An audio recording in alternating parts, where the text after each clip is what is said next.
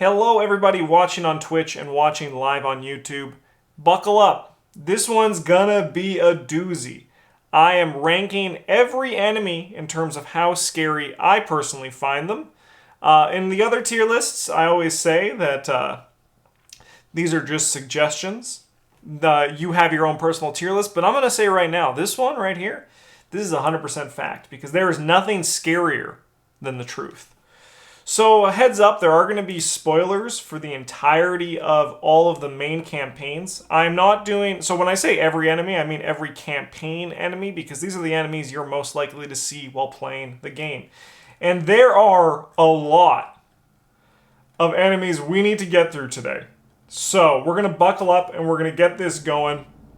And we're going to try to get through as much as we can, as quick as we can, while also still giving every enemy the respect they deserve. So, before you go and pause this video and get some popcorn and a snack, maybe a burger, why don't you consider liking this video and subscribing to the channel if you've not already subscribed, as well as throw a comment down talking about anything that might interest you in this video as it comes up, because I would love to talk with you in the comments, and it really helps our channel out. So, let's dive in and talk about all of the tiers that we have here. So, we have, oh God, no, please God, no. This is the enemy that when I see this, I am literally the protagonist in an H.P. Lovecraft short story. I lose my mind and I go absolutely nuts. Just, oh God, no, please God, no. I'm scared of you. This one's a little bit less, like this is where we're going to see like a good chunk of enemies where they just actually scare me. Where I'm like, okay, you're a scary enemy. You're an enemy that if I don't deal with right now, we're going to have a problem. Not happy to see you, but fine. So these are the enemies that are like less scary, but still just a little bit spooky. Like you see them and you're like, I'm okay I drew you, but I'm not happy I drew you. I'd rather draw something lower on the tier list. We then go to low scare level. This one right here, pretty simple. They don't really scare me. If they scare me, it's very mild. Like, very mild. We then got thanks for showing up. These are the enemies that when they show up, I'm like, hey, thanks for giving me some... you're going to see a lot of victory point enemies, especially if their stats are pretty easy, right? So, like, this is like a big thanks for showing up energy. Like, I'm happy to see you. And then the last one, which I don't imagine we're going to see a lot of enemies in, this is literally the least scary. So these enemies, when I see them, I'm like, I just basically drew a card from the Mythos deck that is actually makes me happy to see. So we're going to dive in. We're going to look at these all. I'm going to look at them also kind of like, there's the kind of the philosophy here where we could look at them like in the nature of when they show up in the campaign. But I think that some of these enemies even transcend this. So yeah, the Ghoul Priest can be scary, especially when you're first starting out. But now when we are at my level of the game and the amount that I've played, I'm pretty sure I can build a level 0 deck that can handle the Ghoul Priest. So this might not work for when you're just starting out because the Ghoul Priest is probably the scariest thing you've ever seen in your entire life. But at this point now, like that, he's a pretty standard boss. As well, in some of the tier lists, we rank them in their order, but in this one, when they sit in their tier, that is just where they're going to go. They're kind of all considered to be in the same level of tier. So, why don't we dive in? And we're going to start with the first card on the screen, which right here is the Ghoul Priest. 4 attack, 4 evade, 5 player health. Highest fist, Hunter Retaliate, deals 2 heart, 2 brain damage. He has Victory 2. That Victory 2 is really nice. So this one might be a bit of a surprise, as I was saying to new players. I think this guy, he's a not happy to see you, but he's fine. He's not like a low scare level because that Retaliate and Hunter are pretty spooky. However, you probably have Lita Chandler when you're fighting this guy, and if you don't have Lita Chandler, you should get Lita Chandler. So that's why I think for me, I'm not happy to see the Ghoul Priest because I'm not like, oh boy, I'm so excited to kill this boss. But I've been waiting for him, so it's fine. I'm probably going to be able to manage this guy when he does show up. Easy, lock it in, let's go to the next guy. Flesh Eater. This guy spawns in the attic. He has 4 attack, 4 health, 1 evade. He hits for 1 and 2. This guy honestly probably lives in the exact same spot as the Ghoul Priest. We're not happy to see this guy, but he's still fine. He gives us a victory, which is good. And I'm not exactly scared of him, and I'm not like a low scare level, because 4 health... I mean, you look at this at like solo, they're like this is like pretty much the same picture, these two guys right here. The 2 horror is mighty spooky. He's easy to run away from. So like he's by design teaching you that it's okay to run from enemies, but that victory 1 says, nah, you want to kill him. So this guy, I'm not happy to see him, but he's still kind of just like a fine enemy. Icy Ghoul. Spawns in the cellar. 3, 4, 4, 2, and 1. Honestly, this guy's kind of a low scare level to me. The difference between 4 and 3 is pretty big on standard. Because like you're probably at 5 attack on standard. So this guy actually becomes a lot easier to deal with. Like you just have, if like you have a machete, this guy goes down in 2 really easy hits. Even when you're Roland, which who they recommend for your first time through, you get to like attack at 5 with the machete. And if you are anybody else, like Mark Harrigan, it becomes even easier because you're already at 5. So like you could just punch this guy to death if you want to be really action inefficient about it. Okay, we are on to the Cultists from Midnight Mask. So Wolfman Drew. When Wolfman Drew attacks, we heal 1 damage from him. He attacks for 2 meat damage, and he has 4, 4, and 2.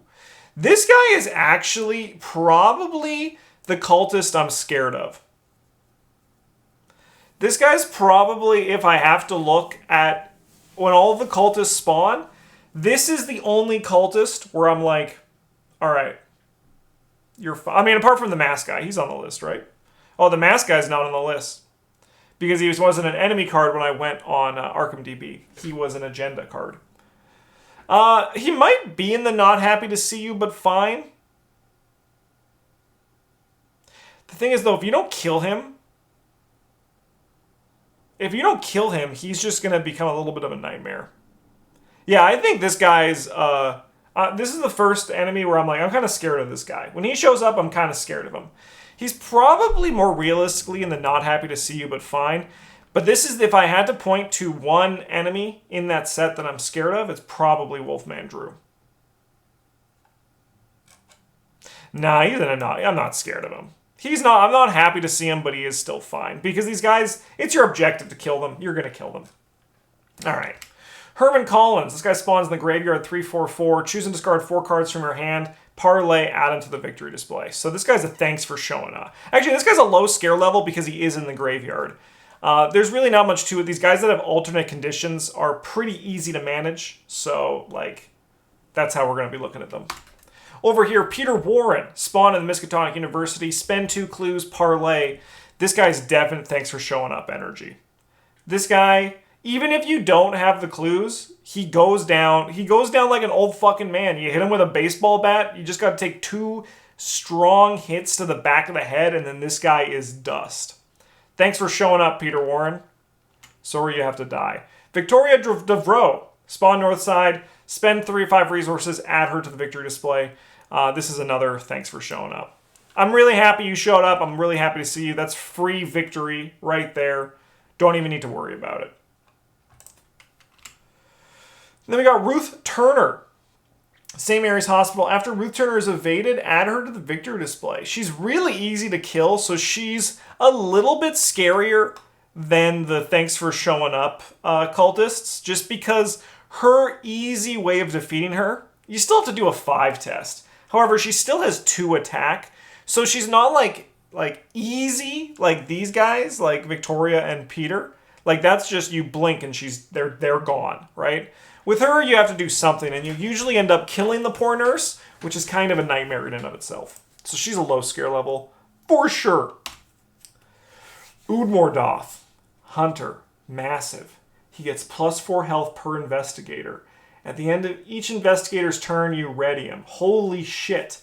If you control Lita Chandler, it's only after her. You throw Lita Chandler to Udmordhoth in order to spare your lives. This guy hits for 3 and 3. 5, 6, 6. Okay. Forced ability is big scary. Honestly, Udmordhoth He's going into the first and the oh god, no, please god, no. I've only killed him once. It's really hard. He has such giant stats. He has such a scary forced ability. And you can easily kill him with Lita, which, like, you know, as Bryn always says, isn't the true ending. It's the coward's ending. So we're going to kind of just leave this here. I killed him on my first goal, used Dynamite. Dynamite does 3 damage. If you're playing solo, that's 7 damage left to represent. That's not a lot of damage. That's 30% of his life. A machete and a vicious blow also does that. Guy's scary. Then you get, as soon as you're playing with 2 players, it's not guy now has 14 life. So your Dynamite's only 3. He has 11 health left. Like, even Dynamite, which works well on a lot of these enemies, doesn't work well on Yigg. And he is Hunter. This guy's, he's an oh god no, please god no enemy, for sure. Swarm of Rats, the classic. 1 attack, 1 health, 3 evade. Literally the least scary. Literally the least scary enemy that ever existed. No more. There's not much more to say. They're just an action check. They're just an action check, that's all. Yeah, Wages of Sin, they obviously are designed to be different. So, sorry, Secret Name, not Wages of Sin. Secret Name, they're designed to be different, but we're not going to really take that into respect here because literally even then, they're just basically a weapon check at that point, too. So, as I said, the rats here, they're the action check. We now go to the Ghoul Minion, which is a weapon check. So Ghoul Minion also sits in literally the least scary part of it. He's just a weapon check. So while the rats are here to just see if you can spend an action to kill an enemy, this guy right here is asking, hey, do you have a weapon to kill this guy in 1 shot? This is why I always personally prefer weapons that don't have ammo or charges, because you can just kill it like with a knife and you don't need to spend anything. But that's what this guy is. So he's also just like literally the least scary. Ravenous Ghoul.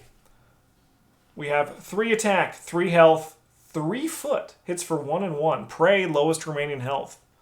I hate the prey rule. I hate prey. I hate also apparently spawn, because spawn counteracts the drawing a card thing.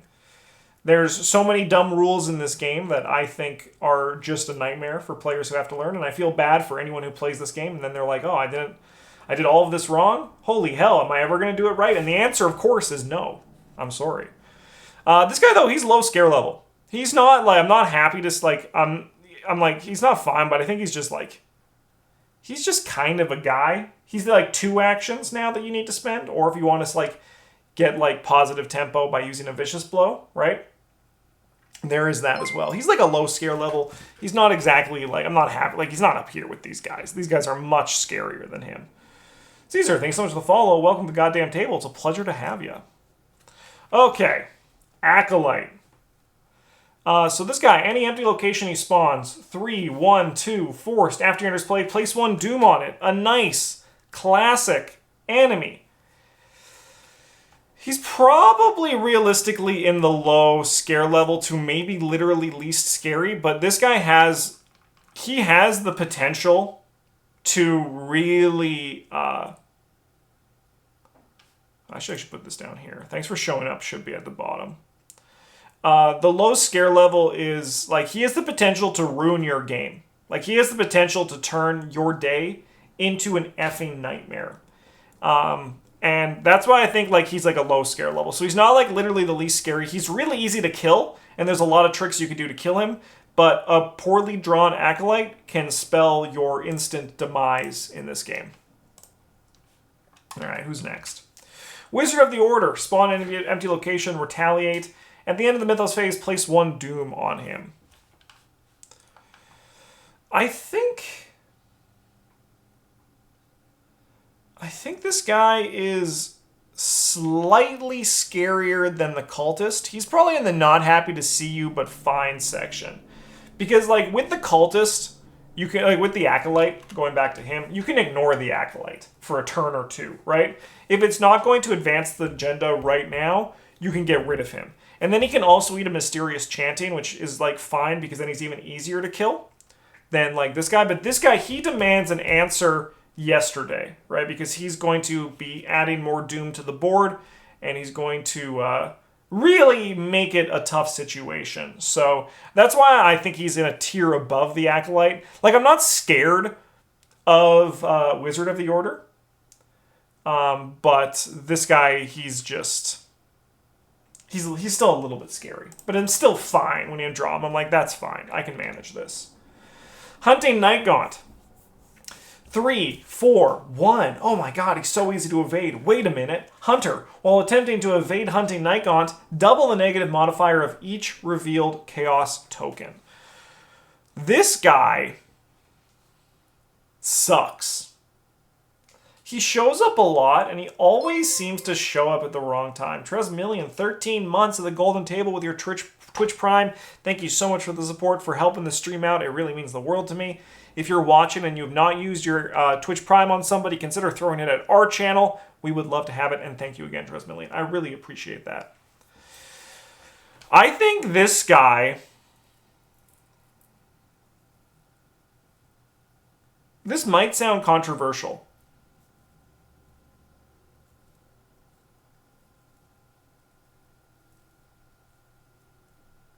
No, he lives up here. He lives with these guys. Not happy to see you, but fine. I was going to say I might be scared of him.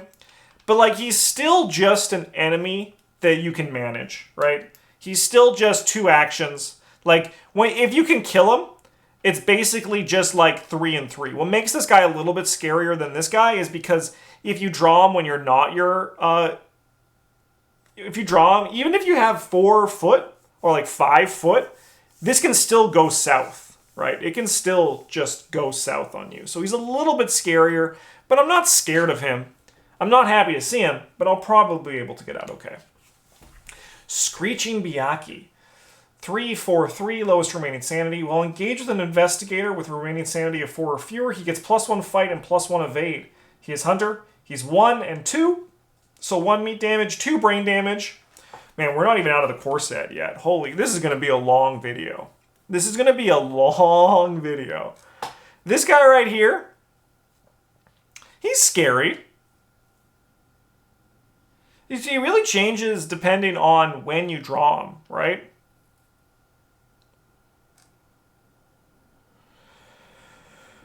It really changes when you draw him. If you draw him early on and you just kill him and get the victory, that's sick, right? Like, that's just easy.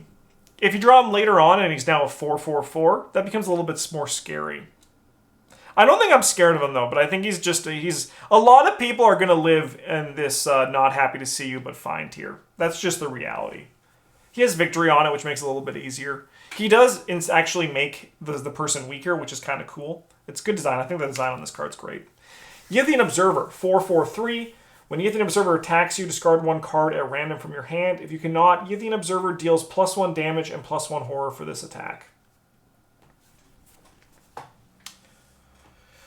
4/4/3 deals 1 and 1. How scary is this guy? Am I scared of him? I don't think I'm scared of this guy. I'm not scared of you. I'm not happy to see you, but I'll kill you. I think he just lives with the others. I think he just lives up here. If you're a Yithian, he's a bit more scary. Yeah, if you're a Yithian, he is scarier, admittedly. But you can kill one for free, which is the correct choice in my mind. Because then you only have to deal with one of them. But yeah, when you're a Yithian, these guys can definitely be spookier. I agree. I would say I'm scared of you in City of Archives, but nowhere else. Relentless Dark Young, 4/5/2. Prey, lowest foot. At the end of the round, heal 2 damage from Relentless Dark Young. 2 and 1. Hey, Relentless Dark Young, I'm scared of you. This is an enemy that I think is like the first thing on this tier list so far, apart from Udmordhoth, that this is an enemy that when I draw, I go, fuck. I go, this guy, he's big. We can ignore him, right? But we also don't need to ignore him because he has victory 1. We want to kill him. But he's hard to kill. And, like, he requires such demanding tempo from the party, right? Like, you could just avoid him. But I think, honestly, here's the reality of the situation. If you evade an enemy and run away and you could kill it, you're scared of that enemy. The fear won. And we're not here to have the fear win.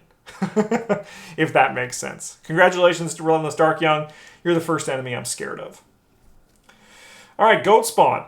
3-3-2. Hunter Retaliate. When Goat Spawn is defeated, each investigator at this location takes 1 horror. You ready for this, chat? I'm scared of you. I'm scared of the Goat Spawn as well. He is easy to kill. He's very easy to kill, but he punishes you for it, right? Like, he punishes you for it, and a damage like this, like yeah, you could be like, but chat, you could have Peter Sylvester, but we're taking this as just like completely true neutral. Like, now if your Clover goes first, right? You can save them, but you can attack them, and then you deal a horror. But like, you can, like, to you and that person because you killed the Goat Spawn. However, if you take it away this turn, you're now taking an additional damage you didn't need to if you don't kill it. Like, he prevents a lot of scary, like, not overwhelmingly scary, like, not, oh god no, please god no, but he's a scary enemy. This guy's scary. He spooks me out. And as Astute Dunsparce is saying, there's 3 of them. There's 3 of these MFers. Alright. Young Deep One. This guy right here has Prey Lowest Fist. He's a 3-3-3 Hunter. After Young Deep One engages you, take 1 horror. Ah, yes, the Deep One mechanic. These guys, the Deep Ones, they kind of, they suck. They're very mean. They're absolutely mean creatures. Am I scared of him, though?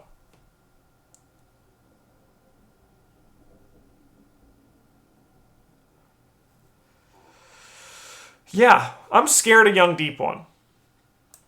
And the reason for this, it kind of falls with the Goat Spawn, right? Because if, say for example, you're Finn Edwards and you grab Young Deep One, you go, thank God, I can evade this guy, no problem, because I'm Finn effing Edwards. But now your goon is like, okay, well, I'm going to have to take 1 horror? I'm going to have to take 1 horror for this? And Finn's like, yeah, you're gonna. And I think just the math that changes on the game makes them kind of a scary enemy. I'm not happy to see these guys. These 3, I'm not happy to see. This is kind of like the thing is, like, this threshold, like, I'm not happy to see you, but fine. These ones I'm, like, actively upset when I draw them because I get scared. All right. 23 minutes. We're done the core set. We now go to the experiment. Something went terribly wrong. 4-7-2 Mastiff. The experiment gets +3 player health. When the enemy phase begins, ready the experiment. So, like, the thing that makes Ghoul Priest not that scary is the fact that when you evade him, he goes to fucking sleep, right? He's like, I'm a little sleepy boy. I'm going to just sit here and sleep. Things like Udmordoth in the experiment where they ready it, so they removed the ability for you to evade this guy, makes it a little bit more problematic. Anytime you cannot end your turn where the enemy is, that immediately bumps them up in scary. I don't think, like, this guy obviously is close to, like, a, oh god, no, please god, no. But I don't think he's there. Because you can evade him for 2, and you can walk away from him, right? So I think what we are going to do is this guy lives in the I'm scared of you tier. He lives up here. I'm scared of the experiment. He's a scary guy. Clover Club Pit Boss. Prey, highest book. Hunter. After an investigator, Clover Club boss's location gains any number of clues. Clover Club boss readies, engages that investigator, and makes an immediate attack. You also never need to interact with the experiment. But Dice Gods, we're not talking about, like, the meta of the scenario. We're talking about if I was fighting this monster, if I was, like, trying to kill the monster, where they sit. We're not talking about, like, if I had, like, a solution to deal with the monster directly while he is currently engaged with me, or if I was trying to kill him. Because it's true. You also really don't need to interact with Udmordoth either, but if you're trying to kill him, oh god no, please god no. Clover Club Pit Boss. This guy, he's pretty fine. He's kind of like a low scare level, to be completely honest. He's just easy. He just dies eventually. He just dies. Dude just gets killed. Not much more to it. Thrall. Location with the most clues and retaliate. Probably this guy also lives with literally the least scary. You would think the retaliate makes it a little bit more spooky, but 2/2/2 is a very easy stat line to kill. Really easy. Wizard of Yog-Sothoth. 4/3/3. Prey, least cards in hand. Hunter.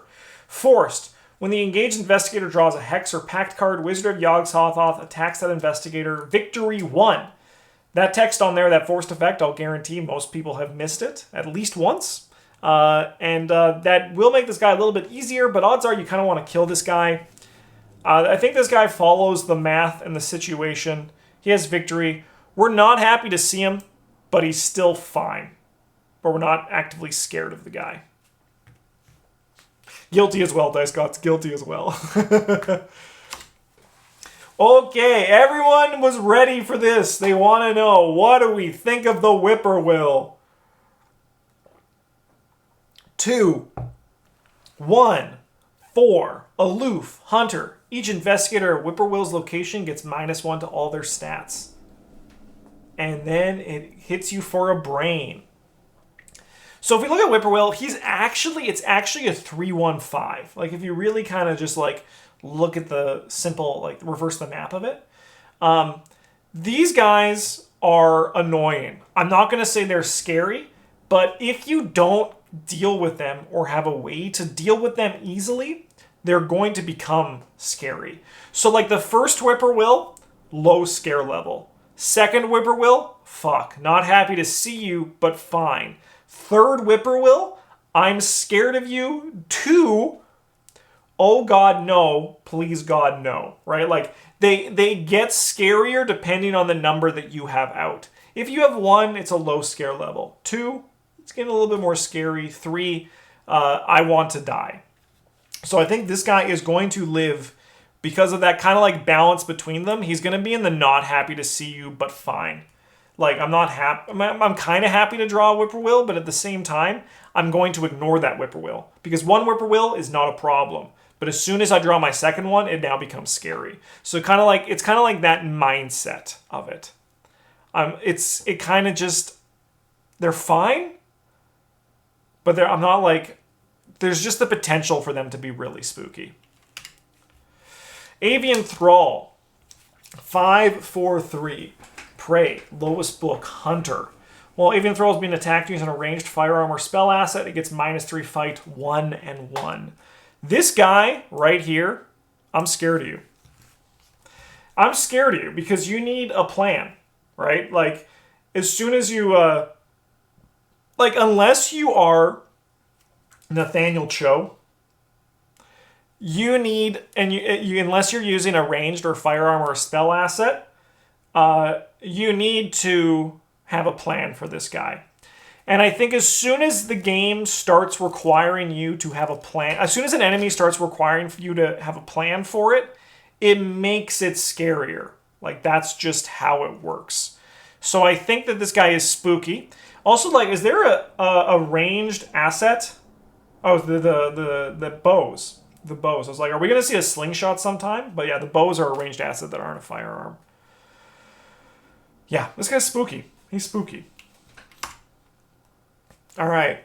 4/3/4. Spawn, farthest location from you. Prey, lowest foot. Hunter, retaliate. 4/3/4.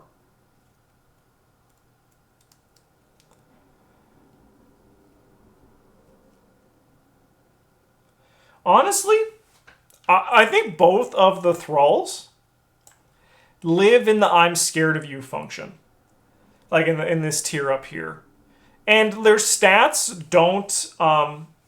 grenades are also ranged and not firearms. Good to know. You have to have great timing. Like, if you think about, like, the actual, like, logistics of it, you have to have great timing to hit that guy out of the air with a grenade. Like, that's an expert shot, Mr. Mark Harrigan. So, like, the numbers on Lupine Thrall don't look scary, right? However, in the scenarios that these guys show up in, they're spooky. They're scary enemies. Which kind of like goes against like if you just look at the pure math of it, the fact that I'm more scared of this guy than Ghoul Priest, you might be thinking, but Justin, that doesn't make a lick of sense. But it is. This is actually my truth. Like, this guy, when I see this guy, I'm scared of him. I'm scared. Spooky. O'Banion's Thug, 422. While he's engaged with you, you cannot gain resources. All right, this guy's also, he's mostly the not happy to see you tier, just because I hate the text on him. He's pretty much easy to kill, but his text on the guy makes it so that I'm like, I just hate him. He just annoys me, right? So that I'm not happy to see him, but he's fine. But it's not out of fear. It's just because this MFer annoys the hell out of me. Mobster. After he attacks you, lose 1 resource, 2/2/2, retaliate. This guy lives in literally the least scary. He lives down here with all the other 2/2/2s. All the things that are just weapon checks and action checks, we ain't waking up in night sweats for them. Conglomeration of Spheres. 1/6/4, lowest brain, Hunter. After you perform an attack against the conglomeration of spheres using a melee card, discard that card. Oh God, no. Please, God, no. This is my least favorite enemy in the game. He makes a chill of fear go up the back of my neck. Because why he got 6 health? Astute Dunsparce, amen. Why he got 6 health? That's so much health. And, like, you can use your gun on him, but then you're like, I'm using my gun on this guy. Like, I think this guy is less scary now. Yeah, basically 6 actions are all the ammo from a gun. The guy's spooky, and he really should have victory. I agree. The guy is just nuts. And the fact that you can see him in Scenario 1 of Dunwich Legacy is kind of like, egads. What have I've become undone? So yeah, this guy is my first non-elite, non-boss enemy, and maybe not the only one. There's one more that I'm like, oh God, no, probably. But hate this guy. I think the game should have more hate for melee weapons, TBH. I agree. I mean, I think that's, I think especially with Cyclopean Hammer, I think that's, today I learned you can fend off hoods. They still attack you though, I believe. They'll still get you an attack on you. So then do they attack you twice? Because doesn't fend off make them attack you? Yeah, they attack you twice. So I don't even think it's good tech against the hoods. I'd fend off this guy in a heartbeat. Bye. Okay. Who's next? Servant of the Lurker. Honestly, so when he attacks you, discard the top 2 cards of your deck. Okay, this is going to sound absolutely crazy. Okay, you guys ready for this? Thanks for showing up. Thanks for showing up, this guy. Because that means you're not a conglomeration of spheres. Like, this guy, when I see him, I'm like, thank God. I did not draw the conglomeration of spheres. He has 4 attack and 2 foot, so I can evade him. I'm going to need to spend some time. But thanks for showing up, brother. I really appreciate you not being a conglomeration of spheres. Time Roller, how's it going? Easy. The Hunting Horror. He also kills all the mobsters. It's true, he's a bro.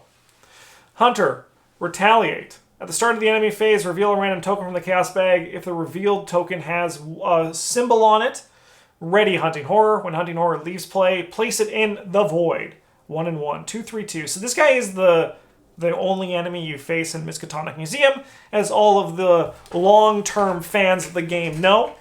This guy is... he has many stages. He has the thanks for showing up because I want to kill you. He has the low scare level. I'm not happy to see him when I get him the third time. And then, like, he can potentially, especially your first time through and you kill him every time, he turns into the oh god no, please god no every time. I think ultimately, though, he's just going to live in this not happy to see him, but I kind of have to. I kind of have to. There's not much really to say about him. Oh my god. We have so many enemies to go. Holy crap. Holy crap. Alright, Grappling Horror. While you're engaged with Grappling Horror, you cannot move. 3/3/2. So, these guys do need to be evaluated with Essex County Express in mind, because they can really put a bad situation in your mind. So, like, when you look at, like, the Acolyte, yeah, in Essex County Express, like the rats, you can see those and you're like, they're scary in the secret name, right? But these guys only exist in Essex County, so we kind of have to like look at them in the context of that.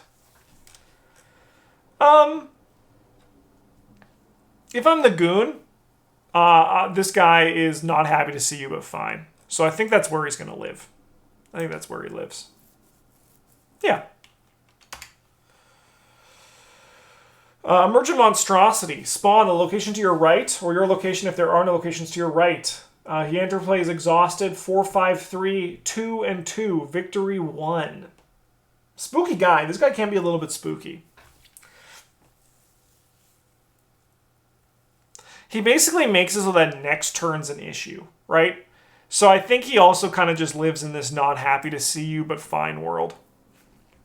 That's just kind of, I think, where he lives. Actually, you know what? I don't think I'm scared of him, though.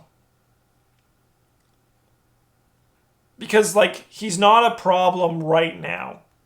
Anything that doesn't spawn on your location immediately becomes a little less scary. I know that we have this guy who spawns farthest from you, and then he comes and hunts you, but that gets you into a false sense of security, right? You're like, that dumb evil dog will never get me. And then you go, oh my god, this evil dog is cutting my fucking throat open with its sharp razor teeth. So it's like it's a big switch there. I think we got to give this guy the respect. I'm kind of scared of this guy. He can really slow your game plan. I got to give him the respect. I think I am scared enough of this guy for this to be a thing. He can really ruin... he has a lot of stats. He hits like a horse. Your goon has other problems they need to solve. If your goon gets... If you are the seeker in the middle of the train, and you draw this over here, and your goon draws an acolyte over here...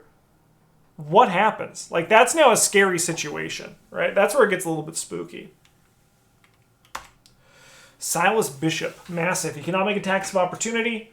2, 2, 3, 6 per player, and 7. Victory 2.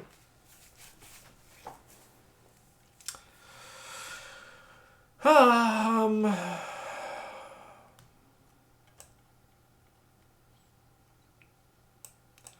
think he's just a not happy to see you, but fine.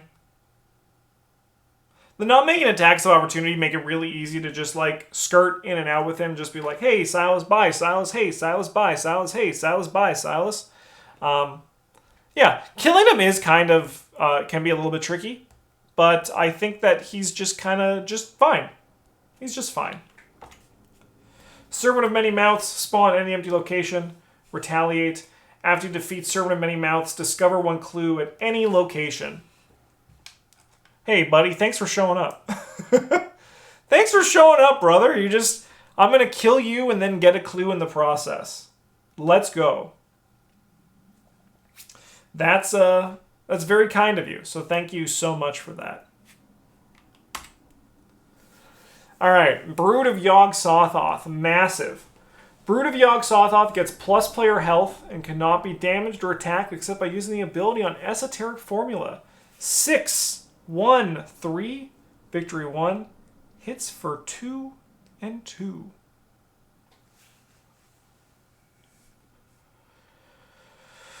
So this guy's gonna live in the oh god no, please god no territory, mostly because his scenario fucking sucks. And the fact that I need to kill like 4 of them, and they require a lot of work, and like it's like the whole goal of the scenario, and like if you want to play it and win, you have to do it a bunch of times. No. Oh god, no. Please, just no. Hate these guys. I hate them. They just fill me with such dread. Because then you have these guys, and then all of a sudden these 2 MFers show up. It's a perfect storm. That's actually like a hard scenario when you really strip it down. It's kind of nuts. Seth Bishop, retaliate 5-3-5. Victory 1. Yeah, I think this guy's just in the not happy to see you but fine category. He's just a boss monster. And a lot of bosses you know you're going to be fighting, and you can kind of just kill them. He could also live in the low scare level depending on how your scenario goes, but I think just in a vacuum. I'm not happy to see Seth, but that's fine. Yeah, he does often just fall into a portal and die, but yeah, once again, we're looking at it as if we're just attacking and killing this guy. We're not looking about like the easy way out, because we don't take the easy way out here. Devotee of the Key. Spawn, base of the hill. At the end of the enemy phase, Devotee of the Key moves once towards Sentinel Peak. If Devotee of the Key is already at Sentinel Peak, discard it and add 2 to the current agenda. 1 and 1. 3-3-3.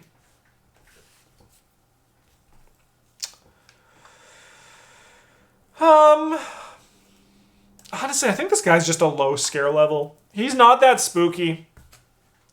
And that ability, like, rarely, if ever, matters because there's so much Doom and where Doom awaits. That's why it's called Where Doom Awaits, because all the Doom is like, get in here. We have, like, fucking 21 Doom on our two agendas. Get ready. Easy. Crazed Shoggoth. Spawn, nearest altered location, not altar. When Crazed Shoggoth attacks, if this attack would defeat an investigator, that investigator is instead killed.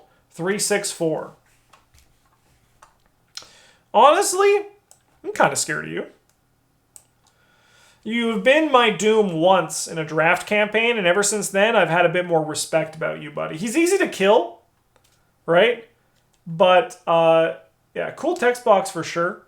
But I think he's not an oh god no, but I'm scared of this guy. We're going to give him the respect he deserves. Oh, Yog-Sothoth? I'm not even reading this. Dude's fucking scary.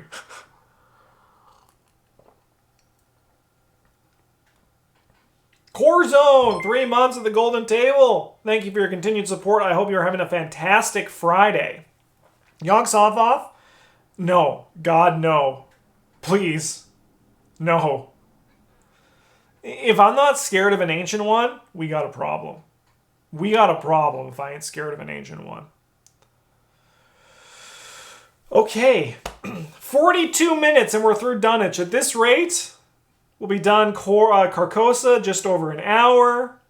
Hour 20-ish for Forgotten Age. So this is probably going to be a 2 hour and 40 minute long video. Maybe 3 when all is said and done. Holy crap. Let's keep it going.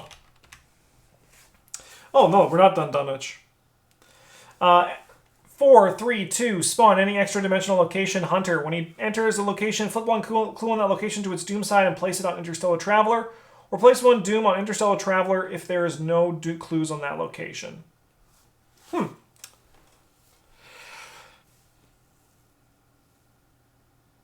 Honestly, this guy's kind of spooky. I don't think I'm scared of him, though. I think he's still just fine. Euthan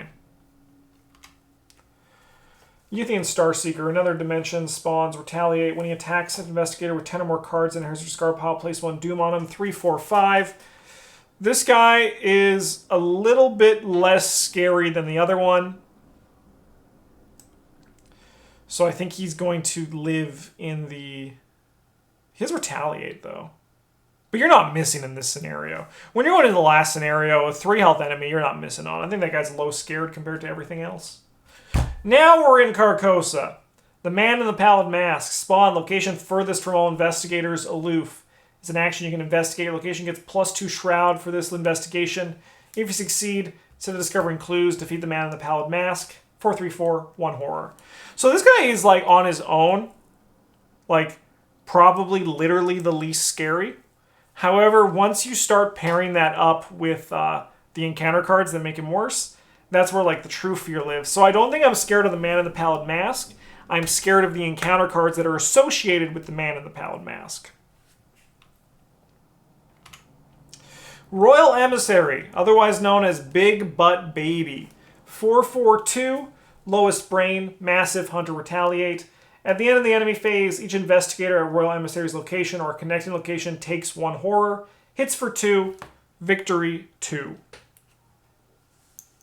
Okay. So this one's a little bit interesting, right? Where the first time he shows up, I'm not happy to see you, but it's fine. Close to even also low scare level the first time he shows up, right? Like, that's fine. However, as soon as he's about to spawn again, it kind of moves up here. And then if he spawns a third time, he definitely leaves here. So I think overall, good old Big Butt Baby is going to live in the not happy to see you but fine category. He's scary though. Hell, maybe I am scared of Big Butt Baby a bit.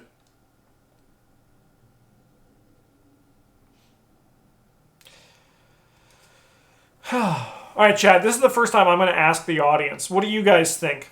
Where do you think Big Butt Baby should go? Because I'm kind of on the fence between them. Are we scared of Big Butt Baby? Or are we not happy to see Big Butt Baby, but he's fine? What do you guys think? I need some intel from chat. When the fire starts, he's scary. Amen. Yeah, I agree. Like, the first time, he's not scary. My group was scared the second time he spawned. All right. We'll put him in the I'm scared of you then. I think because we're all kind of in agreement. He has the potential to be very scary. Diane Devine. Aloof. Each investigator, Diane Devine's location cannot discover, take control of clues. At the beginning of the enemy phase, find the bystander asset with the fewest clues on it. Move Diane Devine to that asset's location if able. 232. This is the non-return 2 version. Honestly, Diane, thanks for showing up. Thanks for showing up, you weirdo. You're not going to really do anything to me. That's just the reality of the situation. Okay. Swift Byakhee. The Chain Dreamer special. Chain Dreamer and how much they hate these Byakees. 232. Hunter retaliate, lowest remaining sanity for its prey. Forced. When it would move via its Hunter keyword instead, move it once until it enters prey's location. If it moved more than once by this effect, it does not attack this phase. Fantastic design. Really easy to kill, so this thing is a low scare level enemy for me. I think there's some scarier Byakees for sure that are going to be coming out. But this guy's on the lower side. But there are some scarier Byakees that we're going to get to, like this guy.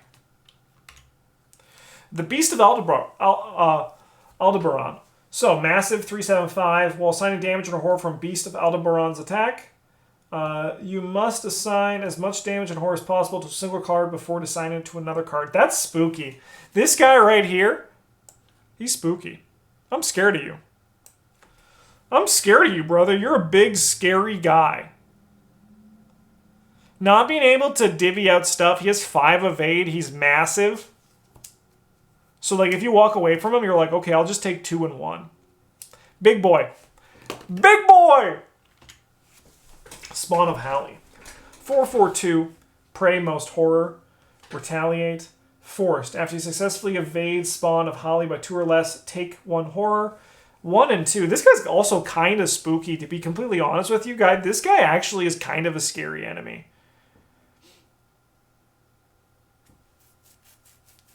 He doesn't have Hunter, so it's probably, this guy probably just lives in the not happy to see you but fine category. I'm not scared of him. Like, he's close, but because he doesn't have Hunter, and I can run away from him like a freaking coward, that's fine. Spooky enemy, though. A little bit spooky. Poltergeist. Cannot be damaged except by spell, relic, or encounter cards. As an action, parlay. Test 3. to attempt to banish the Geist. If you succeed, deal it 1 damage. Okay. So, we have to look at this guy a little bit differently than everything else, right? Because everything else, we've kind of been assuming that we're the goon, right? We have our goon who's going to kill things. This guy, the goon, can't usually fucking kill things, right? Like, they can't, they're poltergeists, they're like, please, Ursula, help me! So, I think this guy is going to live in the I'm scared of you category. Because if you're even if you're the book getter, you still have to spend 2 actions on this guy. The book getter. How long have I been playing this game and making content for it, and I just called a clue getter a fucking book getter? What the frick? Yeah, I think I'm scared of the poltergeist. That's a scary enemy. Maniac. 3/4/1. After Maniac engages you, take 1 damage and deal 1 damage to Maniac.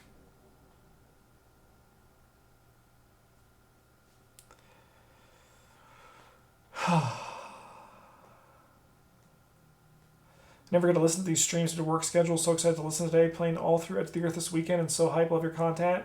Can't wait to see your channel grow. Thank you so much for the kind words. I really appreciate that. I'm happy you could be here to join in on the stream because it's we're honestly not even like, because we have how many? I'm going to do some math here. So we have Core, Dunwich, Carcosa, Forgotten Age, Circle Undone, Dream Eaters, and Innsmouth. We don't have Edge of the Earth here because I haven't played it enough to comment on it. So that means we're not even halfway through. Holy crap. This is going to be a long video. Oh, my fucking fiance's class won a pizza lunch. I want to say that's so poggy. That's so poggy. Okay. Maniac, this guy scares me. This guy scares me.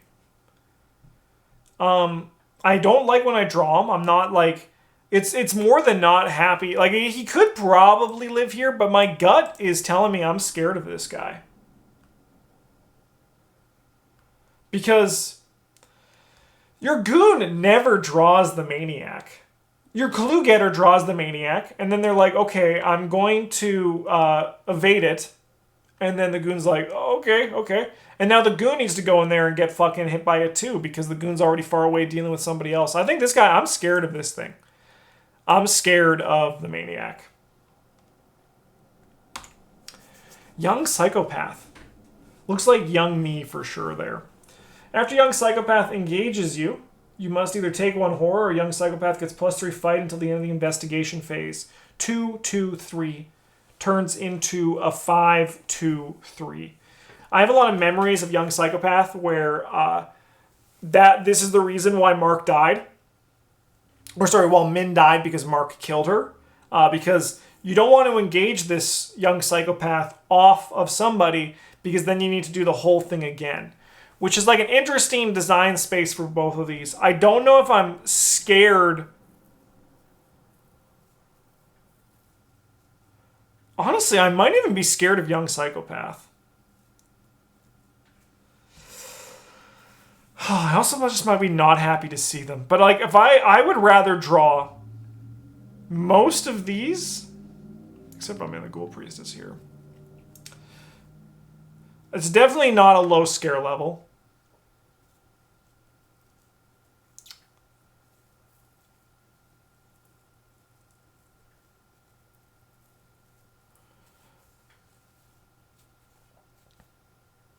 I disagree on the Maniac. The damage ain't great, but if you draw him in the corner, he literally thanks for showing up level.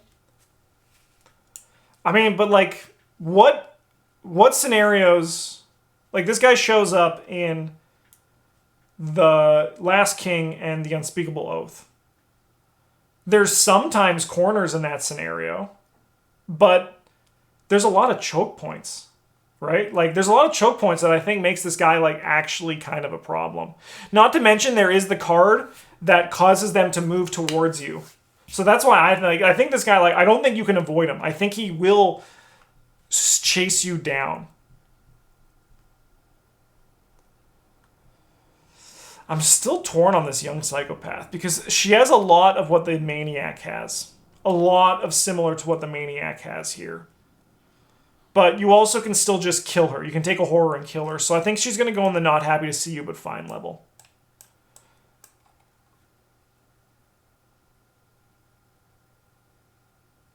I don't know.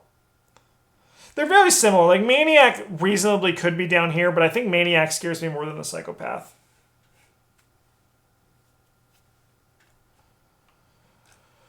Alright, who's next? The Fanatic. Spawn. Reveal location with the most clues. After it moves play, move one clue from Fanatic's location to Fanatic. When you defeat Fanatic, take control of all of its clues. Fanatic is on Echoes of the Past. This guy's annoying because he takes away your clues. Otherwise, this guy is a thanks for showing up level. Anytime me as the fighter can help the Kluver get clues, it's a good fucking day. It's a good fucking day. Agent of the King. Most clues. Hunter. After he attacks you, move one of your clues to Agent of the King. He always shows up and clues the yeah, he's a bro. He's a solid bro.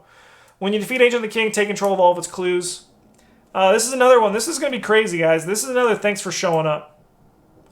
Just because he's easy victory. Like, this is an enemy when you draw him, you're like, this is like this guy. Like, this guy and this guy, like, they're, like, very similar. Why do I have this guy up here, then? Oh, probably just because it's in the first scenario. This guy is a little bit spookier in the first scenario. This guy, when he shows up, but he also could show up, no, he shows up in the third scenario. Can he show up in the second? He could show up in the first scenario. Maybe this guy's got to move down.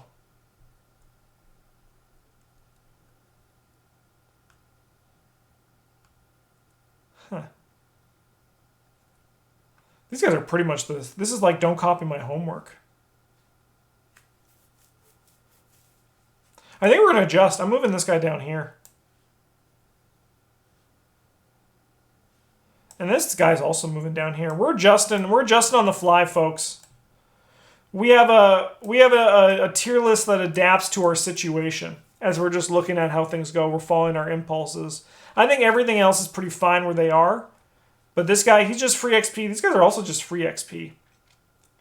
Yeah, we're changing that up a bit. Okay. Roach Swarm. X of the Shroud of Roach Swarm's location. So this guy really just changes depending on the day. You have a 5-shroud location and you're like, why am I fighting literally Udmordoth? Otherwise, like, this is the easiest thing in the world. But overall, this guy just lives on the low scare level for me. The roaches don't really spook me out too much. If you need to, you can move to an adjacent location, take an attack of opportunity, and then just kill the guy. Possessed Oath Speaker. Another guy I've only killed once. 4, 5 per player. 3, Hunter Retaliate. Cannot be damaged during Act 1 or 2. At the beginning of the enemy phase, the investigators must either ready Possessed Oath Speaker or place one Doom on him. If he is defeated, Resolution 3. Another spooky enemy. I think this guy just lives up here with the experiment. I'm scared of you, that's why I've only tried to kill you once. Seeker of Carcosa. Any empty Historical Society location, 2/3/2, Aloof. At the end of the Mythos phase, move one clue from Seeker of Carcosa's location to Seeker of Carcosa. If you cannot, place one Doom on Seeker of Carcosa instead. Wow. What a guy.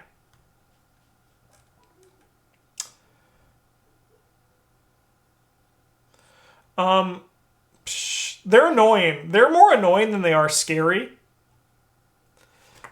I think the first ones are scary. Like, when you start the scenario, the first ones that are there, they're spooky. Because you gotta kill them. Otherwise, you're gonna lose the scenario, right?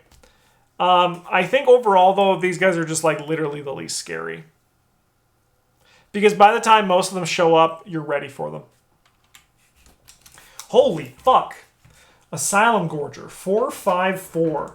Spawn in the basement halls. Hunter. You cannot make attacks of opportunity and cannot attack during the same phase it moved from its Hunter keyword. Hits for 3 and 3, though. Doesn't have Retaliate.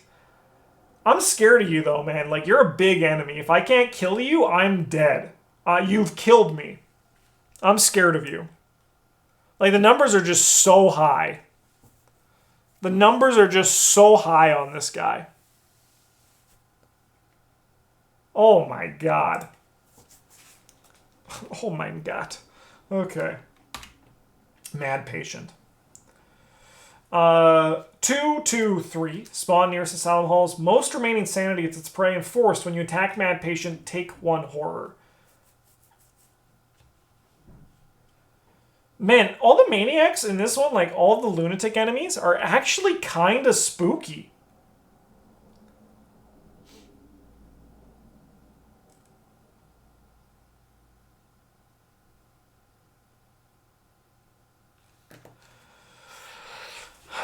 They all just chip away at you. Because, like, this stat line, 223, it lives in the, literally the least scary section, right? So I think just that ability, it's going to move up to the not happy to see you but fine category. Because I'm actually kind of scared of these guys. And they also block your way out, right? You draw one of these when you're in the basement, you're like, Poggy, I didn't draw an enemy. And then you're like, wait, Satch, the enemy's in the fucking Asylum Halls on my way out. Yeah, they're spooky. The Organist. Hunter cannot be damaged after he moves from the Hunter. There's 2 here, but I only have 1 on this. I think overall, though, this guy really depends, but I am going to put him in the...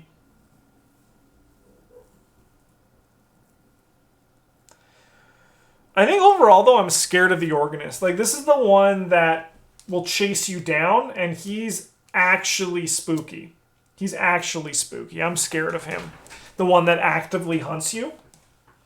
Like, that's Nightmare Town waiting to go there. Whew. So spooky. All right.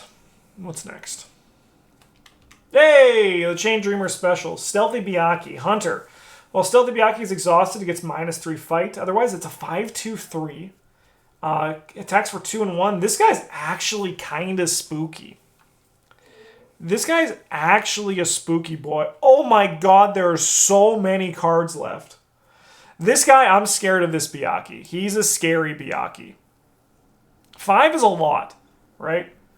5 is a lot of enemies. So, like, what happened was when I made this tier list, I initially split it into, like, half and half. And I was like, no, this is not really, that's not too many enemies. I might as well just merge it all into one super list. So, that's what I'm there. If you can hear the beating of its leather wings, it's already too late. The guy's already dead. Oh no, is this a snuff film? Is this a snuff film? Catacombs Docent. Spawn, nearest unrevealed location. Parlay. Test book 4 to interpret the guide's ravings. If you succeed, look at the revealed side of any Catacombs location and play. Group limit once per game. Alright. This is going to look really stupid in comparison to everything else that we've seen on this list so far. I'm scared of this fucking old man. I'm scared of this old man because he's going to explode into this thing. Corpse Dweller. Spawn. Discard a humanoid enemy at any location and spawn a Corpse Dweller at that location. If there are no humanoid enemies in play, discard a Corpse Dweller and it gains Surge instead. Hunter Retaliate 3/5/4. I'm also scared of this guy.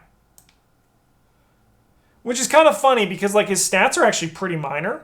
But, like, he just shows up, like, the thing about the Pallid Mask scenario that this guy lives in is that there is such a weird pacing to it because your map is being built around you. So sometimes these guys could just be not scary. But other times they can be really freaking scary. So I think that's why I'm putting him in the I'm scared of you. I'm just legitimately scared of that guy. Tidal Terror. 4/4/2. Hunter. Oh yeah, these are the guys that show up halfway through, right? I'm not happy to see him, but he's fine. Rift Seeker. 3/3/4. Forced. After Riftseeker attacks you, you must either take 1 additional damage and 1 additional horror, or place 1 doom on each agenda in play.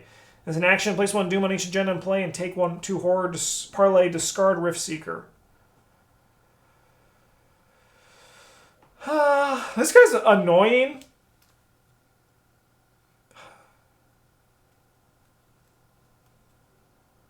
This dude just doesn't have Hunter. He has 4 evade though, so you are going to have to kill him. He's also just probably the not happy to see you but fine territory. That's just where he's got to live, right? That's just where this guy's got to live. Haster. We have 3 Hasters here. Okay. The King in yellow. Like, I'm just going to see if any of these don't live in the... I think one of them might not live in the oh god no. So, at the end of the enemy phase, if Haster is ready, he attacks each investigator and play in player order, regardless of the location. If Haster's attack deals you horror in excess of your sanity, you take 1 damage as well. Test brain X, where X is his fight value. If you succeed, exhaust Haster. Any investigator may trigger this action. Dude, that's pretty spooky. That's pretty spooky right there. I grabbed the wrong one. Oh, I grabbed the right one, the King in yellow. So this one's always there. It's always an action to get rid of it. So if you have someone with good brain, it's a little bit more, it's easier to manage, right? However, it's still a brain 4 test, which is like, if you failed this test, you're like, oh my god, I suck at everything and I need to do it again. Otherwise, I think it could be down to I'm scared of you, but I think it's still scary enough.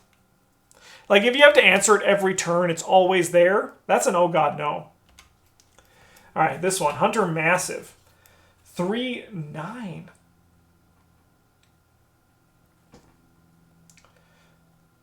Most remaining sanity, Hunter Massive. Haster's attack deals you horror. In excess of your sanity, you take 1 damage as well. While Haster's being attacked or evaded by an investigator with no remaining sanity, treat each Elder Sign +1, 0, and -1 as if... This one's scarier than the other one.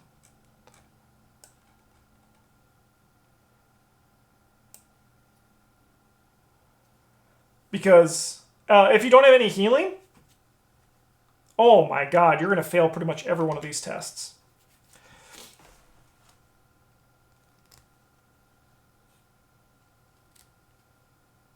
Sanity Hunter. If it deals you horror in excess of your attacked or evaded by an investigator with no remaining sanity. Okay, so this guy's even bigger. Yeah, I think they're all spooky enemies. Like, they don't read spooky in a vacuum. They actually seem like a lot easier than someone like Yog-Sothoth. But it's everything else that's also happening in the scenario that makes them so hard. Even like the one where you get to evade. There's a comment in the chat that's such a baby in 4-player. But like, it still demands an action every turn. So now 1 player is 2 actions down every turn. Oh, sorry, 1 action down every turn. If they fail the test, which they might because it's still a brain 4 test, they could be 2 actions down that turn, right? Like, it's still just something that demands an answer every turn. Every turn. And this is not even counting out everything else that may shows up. Like, if you're the person who is responsible for testing Haster gets an enemy this turn, right? It's a spooky boy. He can be spooky. I think it's just like he reads less scary, but Haster is still spooky. All right. Speaking of big guys, creature out of Demhi, spawn, depths of Demhi. Honestly, I'm not going to read much about these next 2 because I just know I'm scared of both of these guys. I'm scared of the creature out of Demhi, and I'm scared of the winged one.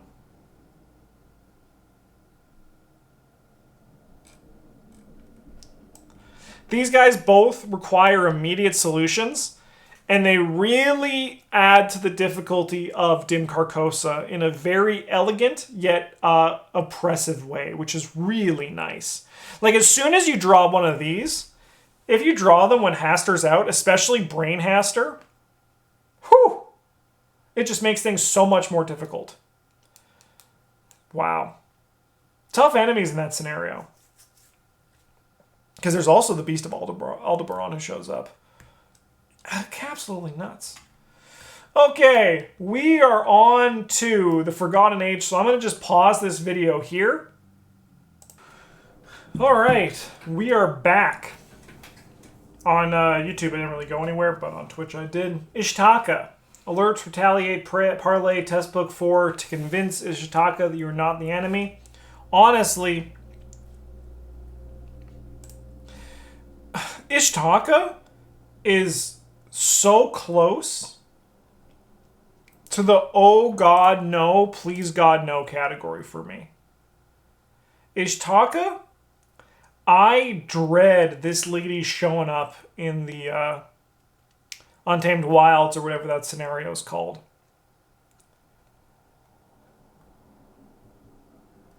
Because there's just so much going on, and then this lady shows up and she's going to just kill you if you don't appease her demands.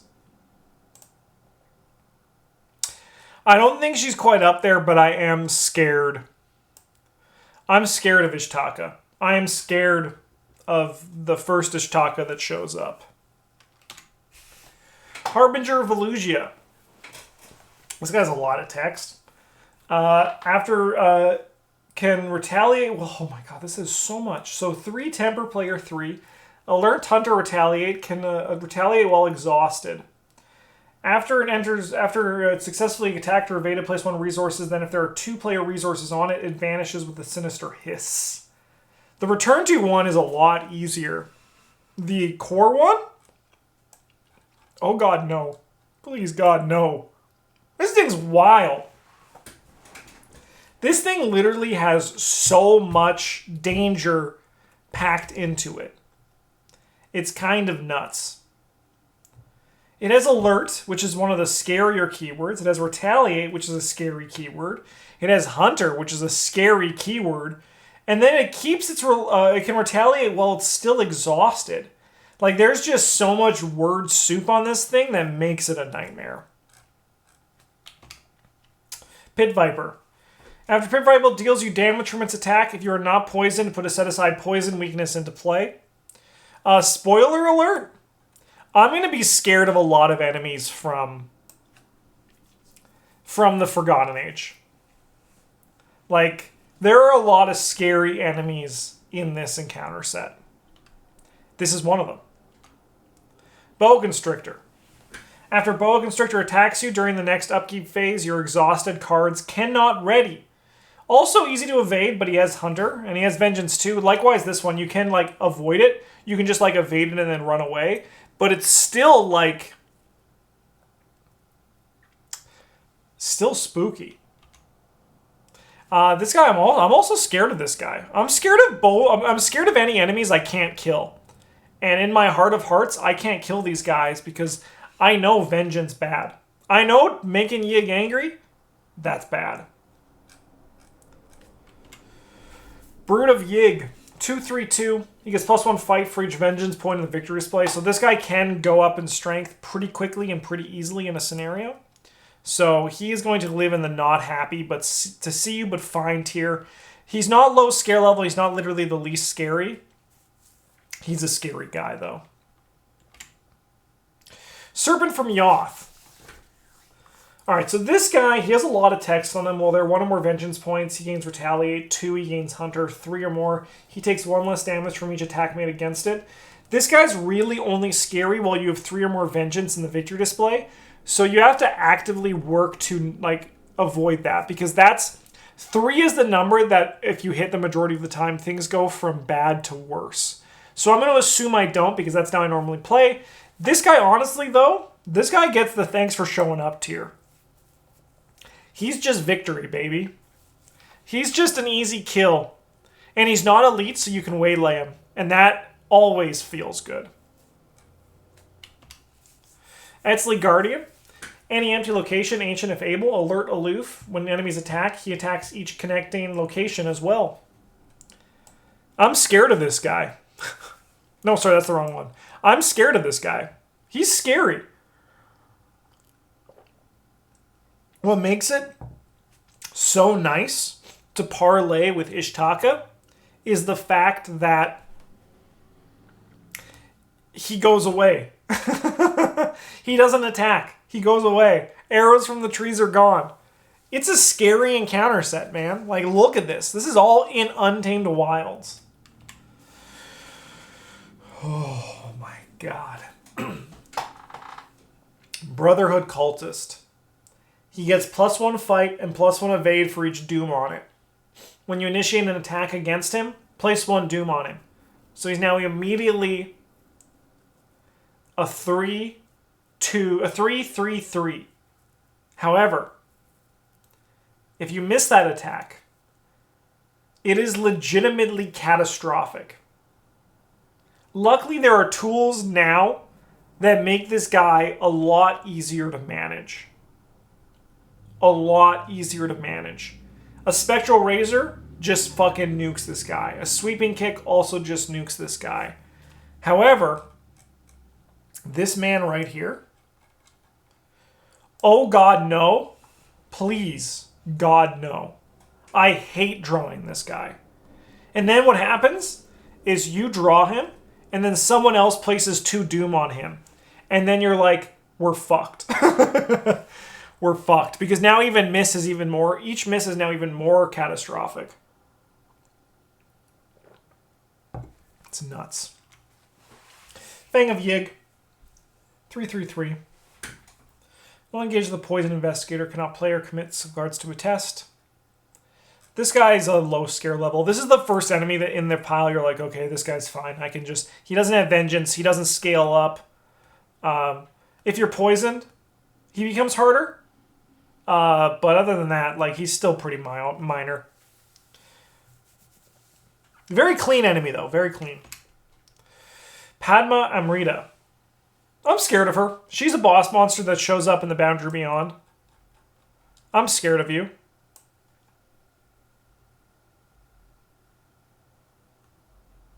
Wow. Also killed our Rita Young in our playthrough. That's always a little bit spooky when you just see a boss like kill one of the investigators and you're like, oh shit. Padma's not fucking around. This guy, 3/5/3, uses an ancient location with clues on it against retaliating and alert, otherwise against Hunter. Deals you damage from his attack if you're not poisoned. Ooh, okay. Like, this guy, he does have victory, which makes him really nice, but anything that can poison you becomes actually scary. You have to respect an enemy that can just poison you. Like, that is terrifying. So I'm scared of you. Man, no wonder. Look at this frickin' thing we got here. No wonder the Forgotten Age is such a hard campaign. It's a fun campaign, though. It's really good. Hand of the Brotherhood. After the last... So it spawns an empty location. After the last clue is discovered from an ancient location, if he's ready, place 1 doom on him. Oh, this guy's annoying as hell, man. I think he lives in the not happy to see you just because his ready ability can really put a damper on your plans. Like, otherwise he's easy to kill, but I'm not happy to see him. I'm just like, phew, why did you show up? Apex Strangleweed. After he makes an attack of opportunity against you, check your supplies. If you don't have the pocket knife, lose all remaining actions and end your turn. Alert and retaliate. And I think this guy lives in the not happy to see you but fine category. He does have a lot of health. Like, a lot of health. But he's also not too bad. He's not too spooky. He's a pain, but he's not scary. Basilisk. 4s across the board. Nearest to the Mouth of Kenyan, Hunter. After a pillar token is placed on Mouth of Kenyan, shuffle 1 copy of Basilisk into the encounter deck. Vengeance 2. These guys are rough. I don't think... I might even be scared of them.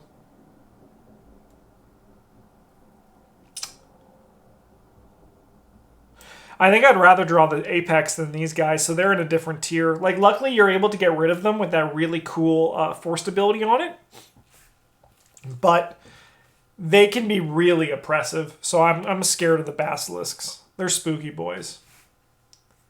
I can't deny that. They're spooky boys. Oh, we're in the Yithian section of the campaign. Keeper of the Great Library. Alert Aloof. 343. Investigators found the process or realize what year it is. Keeper of the Great Library loses Aloof and gains Hunter. So, we have to look at all of these guys a little bit differently, right? Because they exist when you are a Yithian. Which means that, like, their 3s, while normally aren't that scary when you have 5 as Mark Harrigan, you now have 2 as Mark Harrigan. Yikes. So these guys, who do we have coming up here? We have 3 Yithians. Yeah.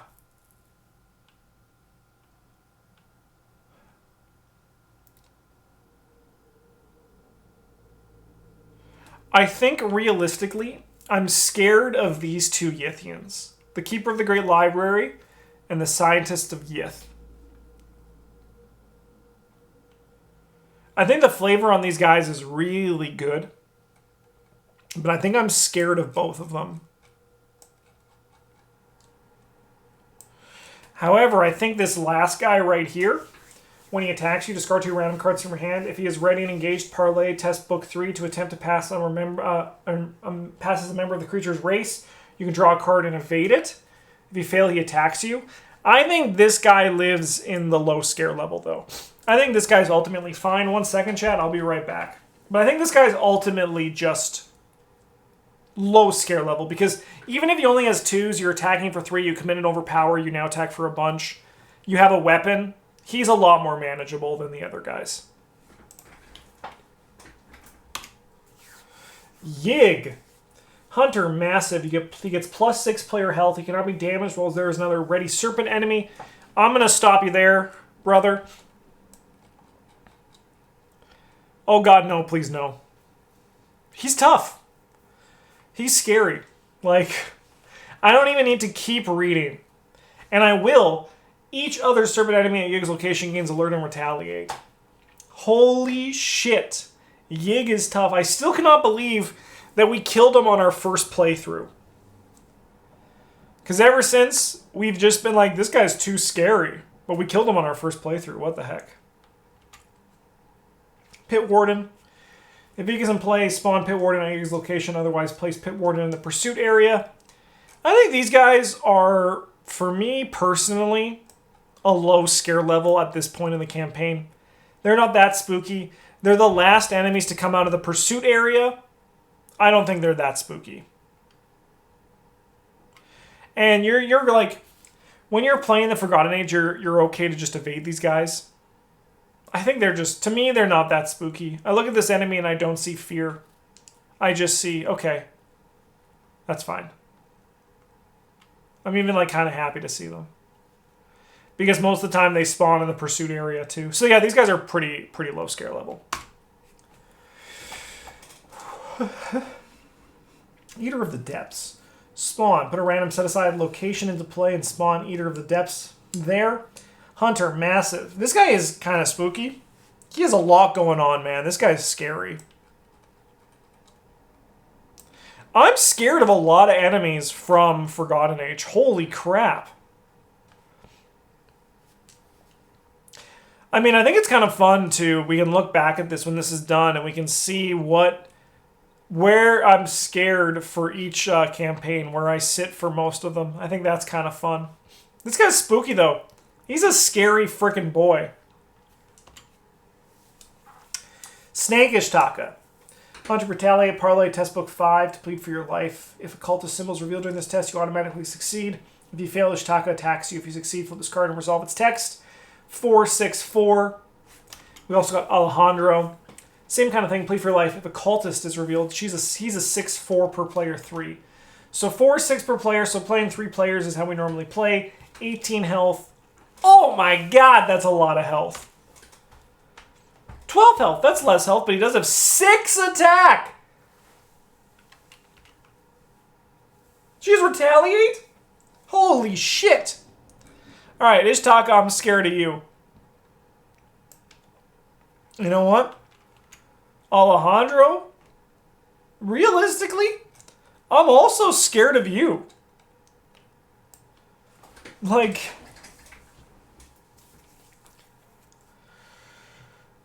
what the frick is going on here?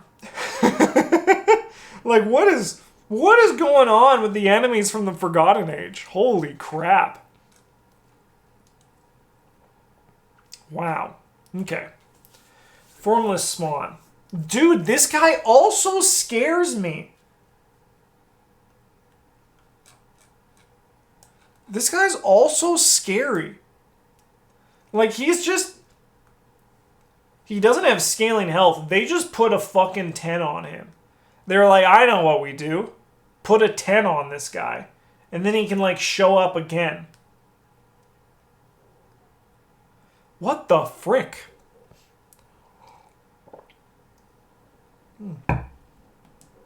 Jesus. For the shattered or extra dimensional location, if there's no location after you enters a shattered or an extra location, place one clue on that location. This guy's also scary. Man.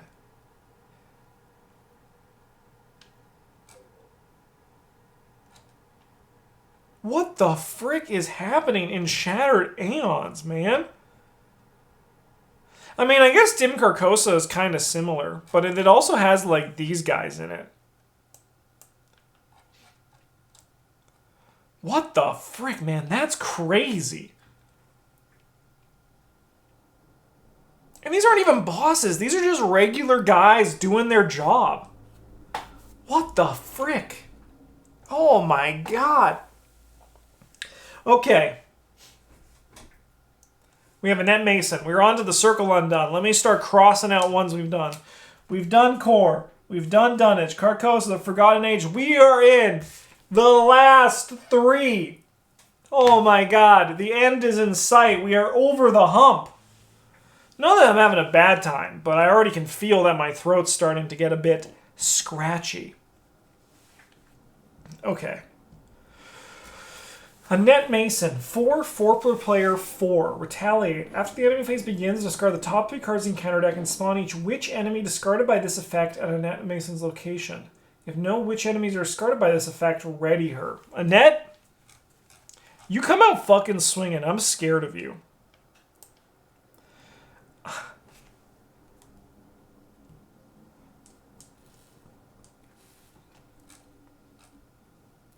Wow. We haven't had literally the least scary since in a while. It's kind of wild. It's kind of wild. Holy hell. I mean, this is good. The game should be getting harder, right? Like, that's in theory true.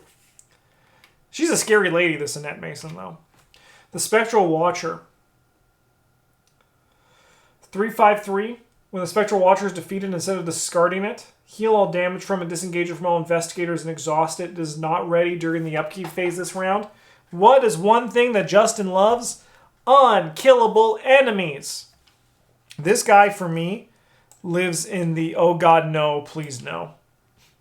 Unkillable enemies, always, I don't like them. I think this is obviously one of the better unkillable enemies in their design. But he just demands so much attention. Like, the fact that this is 5 and not 4 pushes him up so high in power level. Scary guy. And he has Alert. Of course he does. Doesn't have Retaliate, though. Alright. Piper of Azathoth. Okay. 5/7/2. Least remaining sanity is his prey. Alert, of course. Hunter, of course. Retaliate, of course. When the enemy phase ends, Piper of Azathoth attacks each investigator it's not engaged with at its location, regardless of whether it is ready or exhausted. Oh god, no. Please. God, no.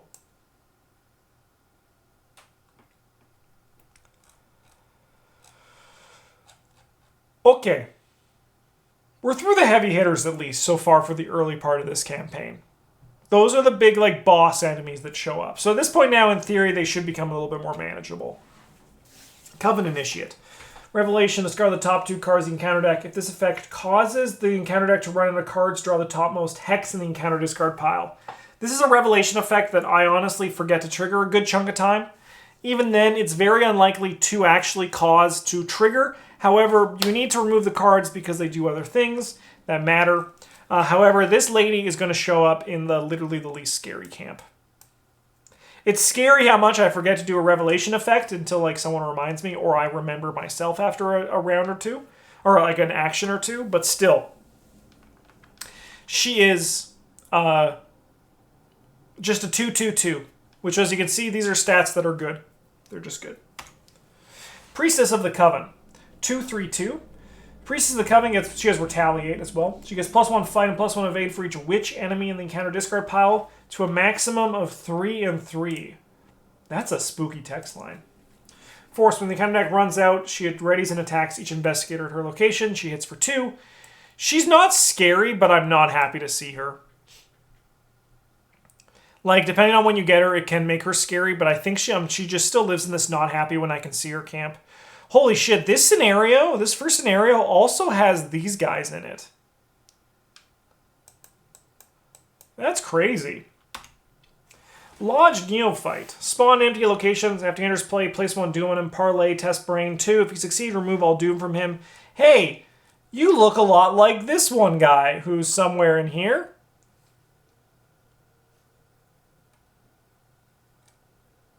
Right here, low scare level. I was like, where the fuck did that acolyte go? And I think this guy lives in a very similar house. He's not literally the least scary because he follows the same kind of stuff. Luckily, I believe you don't need to engage him to do the aloof. It's just a parlay action at your location, which is kind of weird and nonsensical, but I think that's just how it works because reasons. Yeah. I think he's just a low scare level guy. Keeper of Secrets, 4/2/3. Any empty location, he has Aloof and Retaliate. When the Mythos phase ends, place 1 Doom on him as an action, test book 3. Honestly, these guys kind of just like, they are the Acolyte and the Wizard of the Order, right? They are just the same guys. Like, this is like copy my homework, but make it a little bit different right here. That's just how it is. Nethermist. 3/4/3 investigator, prey investigator, location with the most clues. Aloof and Hunter. He gains Haunted. Nethermist attacks you. Your location gains and attacks you. This guy's kind of spooky, but he's like also not too bad. The fact that he's aloof though means you're probably not going to kill him. But I think overall he's going to live in the low scare level for me. Just because there's so much other oppressive things happening in the scenarios where he shows up, that you kind of just like forget to kill him, right? There's really like there's not that many good windows within the Circle Undone to take advantage of that. But he's a ghost. How can he not be spooky? Because he ain't this ghost. Oh, I'm covering it up. This ghost is a spooky ghost. This ghost dies to gun. This ghost transcend gun. Shadowhound. 2/3/1. Prey, lowest foot, Hunter Retaliate. After he attacks you, resolve each haunted ability at your location. This guy's a little bit spooky. But I think overall, like, his stats aren't that impressive. And honestly, if you're letting this guy attack you, you're playing the Circle Undone because it's a very tough campaign. And I think, though, that on his own, in a vacuum, this guy is a low level of scary. He's easy to kill. He has 2 attack. Just fucking kill this guy. Just stab him with a machete. Wraith. 2/2/2. When Wraith is defeated by damage, instead of discarding it, attach it to its location. Attached location gains Haunted. Spawn Wraith at this location. In theory, this thing should never spawn without you being in a realm of torment, right? When you kill this thing should be gone, right? And then you just kill it again.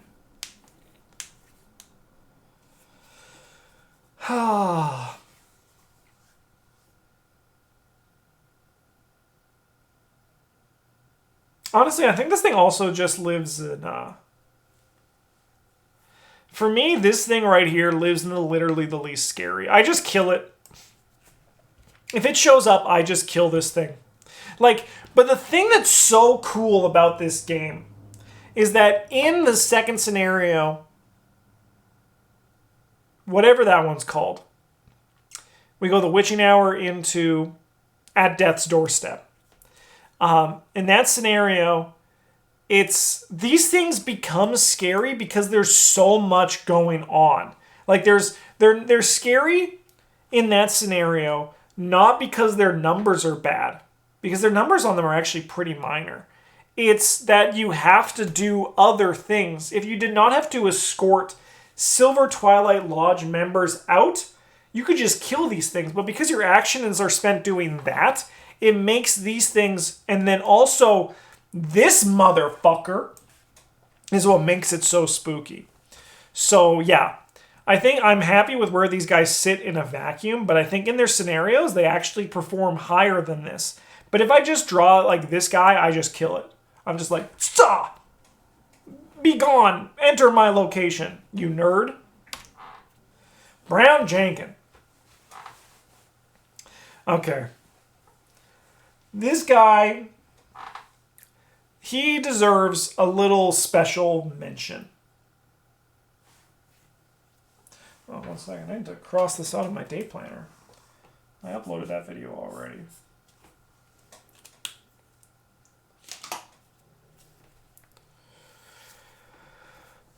Aloof Hunter. Each ready creature enemy gets +2 fight. When the phase ends, if Brown Jankin is ready, each investigator's location discards his or her hand, then draws that many cards. Can I talk for a second about how stupid the rule is that you cannot attack an evaded aloof enemy? To me, that rule makes absolutely no sense from a flavor and even a mechanical standpoint. And the only reason it happens is because Aloof's wording says they have to be engaged with you, right? Engaged with an investigator. If Aloof was just changed, you cannot attack a ready aloof enemy unless it's engaged with an investigator. It fixes the problem so much. The fact that you cannot attack an aloof enemy that's evaded is legitimately one of the dumbest dissonance moments in this game. Because I evade this guy, I watched myself evade him, right? Because evading essentially makes you aloof, right? Like that's kind of like the flavor of it. It makes you disappear. Stealth, right? Like stealth obviously doesn't work with this because they stay ready, but that's kind of like the flavor of it. I feel like this is like a huge dissonance, and it's the biggest disconnect that is fixed by just adding one word to the FAQ and would fix so much dissonance there. Brown Jankin, though, I'm not happy to see him, but he's still just kind of fine. He still just dies. He still just dies. Yeah. Yeah, and also, like, he just wheels you, right? Like, he just wheels you. So even if you want to get rid of stuff, like, that's just good. Nahab, on the other hand, she's kind of spooky. I'm scared of Nahab. Nahab, she's spooky. Which is good for a boss enemy, right? So do not remove Doom when this agenda advances. She gets +X fight, where X is the number of the current agenda. After the enemy phase begins, if Nahab is ready, place 1 Doom on her. Luckily, she's really easy if you can evade her. Like, she's really easy. She, like, goes down like a sack of bricks. But I think on her own, Nahab is a very scary enemy.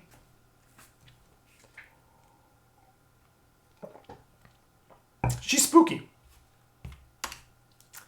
The heretics. So these are all the heretics. I'm not caring about the other side for these guys. I'm just looking at them on their own.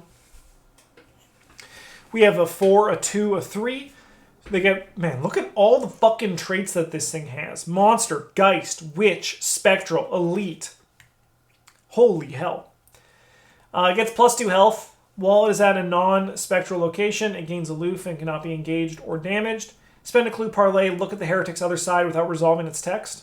Can I have do you guys mind if I go on another rant here, if I pick another bone? But there's one heretic that attacks you if you look at the other side of the card, right? There's one heretic that attacks you if you look at the other side. That's correct, right? I'm not crazy? Then why on earth does it say, without resolving its text, when you look at the other side, where there is one where you need to resolve its text when you look at the other side? Does no one else see how that makes no sense? Like, am I the only one who is absolutely bothered by that?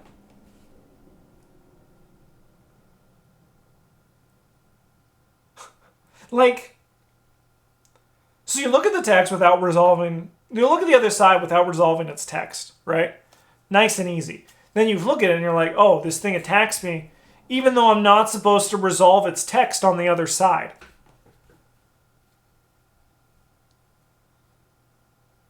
What the heck? Anyway, these guys are spooky. They're scary. I'm scared of these guys.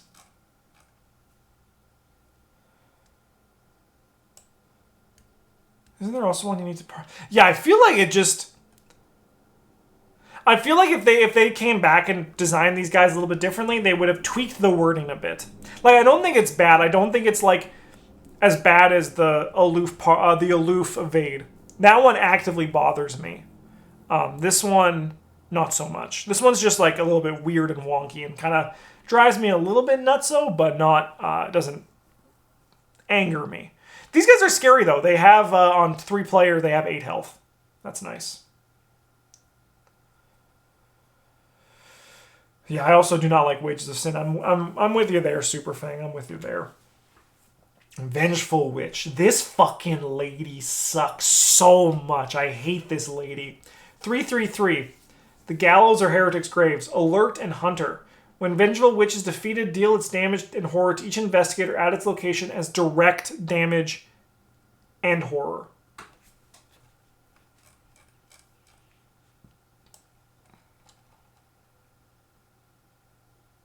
Do you guys remember this guy? Oh, you can't even see him. You can't see him, though. I can move him. Do you guys remember this guy? The goat spawn? That's this. It leveled up. It leveled up. This thing is an oh god no, please god no. I hate this enemy. This witch sucks. It sucks. It's evil. It's mean. It's a bully. We do not like it one bit.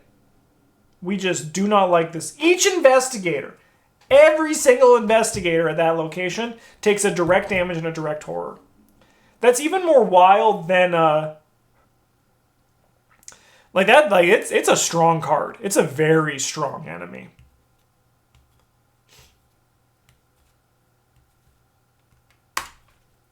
Oh my god, this one's so spooky just off the art. Holy hell. Malevolent Spirit.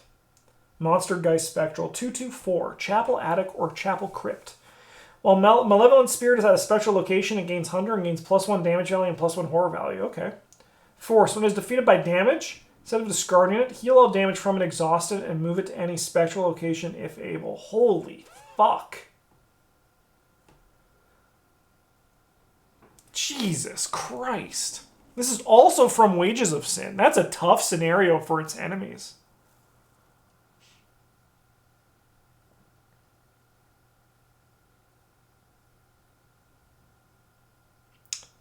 Wow, I'm scared of this enemy. It just doesn't go away.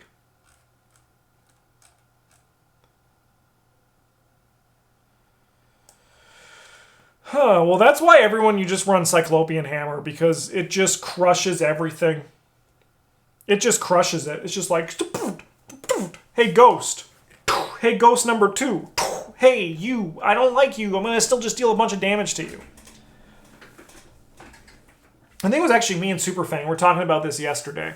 How the biggest problem with Cyclopean Hammer is that it's so good that like everything else you have to choose and build suboptimally.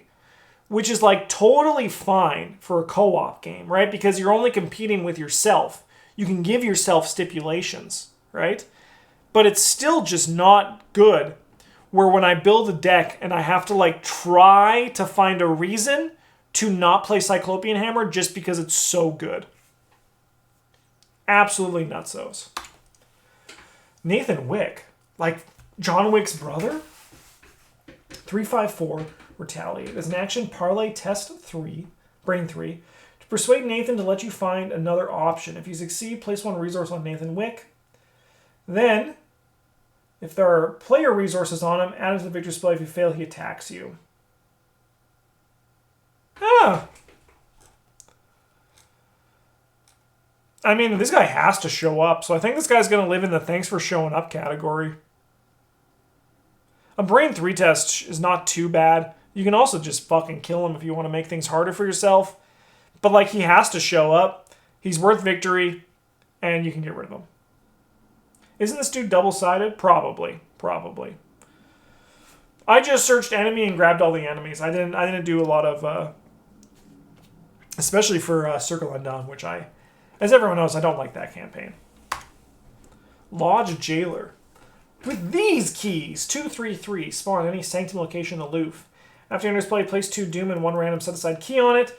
As an action, parlay test book 3. If you succeed, either remove 1 Doom from Lodge Jailer or take control of its key. This guy is a little bit funky, where you have the... You don't really know until... Maniac is next. Sorry, I have to respond to this. Alright, so yeah, the For the Greater Good scenario has this weird thing where you like you don't want to kill a lot of these guys, and you need to do a lot of parlaying and all that stuff.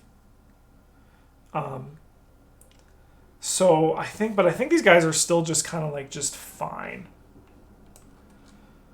Honestly, even like a low scare level for this guy sounds about right. Like none of the enemies in that scenario particularly scare me.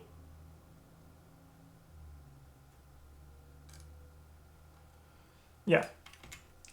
Cellkeeper, any Sanctum location, 3/3/2. What is this? Does this art... Does this art just seem... Like, this one seems okay. I mean, it's the same guy, first off. But number 2, does this just, like, seem, like, hypersexual to you guys? Or is that just me? Like, doesn't it just seem, like, a little bit... like, uncomfortable to you? I don't know why. I don't get scared, but this guy, I'm scared of him. I just feel like there's something really naughty happening in this picture. Anyways, let's look at his cards. 3, yeah, I know, I can't. I need to, like, cover it. I do not like this art. It's just, there's something that's about him. After he enters play, place 2 Doom and 1 random set. It's just like the other guy. When you evade him by 2 or more, take control of the key, of its key. What the fuck? Why is this guy doing this to me? It's just a fucking guy. But there's something about... No, if you're not seeing it, chat, I think you're the weird... All right, this guy is... a little bit scarier than the other one, but they're pretty much the same guy. However, you can't remove the Doom from him, so he's going to be a not happy to see you, and I'm also just like not happy to see him. I need to get him off my screen. Okay. Summon Beast, Guardian of the Trap. 5/6 for player 2. This guy's scary. Retaliate Hunter. Summon Beast gets +1 fight, +1 evade, +1 damage, and +1 horror for every 2 Doom in play. Start of the enemy phase, Summon Beast defeats each humanoid enemy at its location. Move all Doom from it to Summon Beast when it's defeated.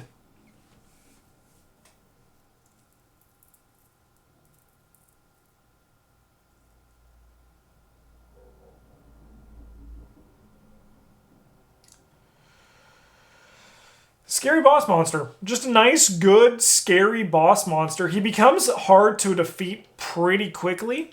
I think, yeah, he's just scary. He's a scary guy. Scary guy. There's not much more to it. He's just scary.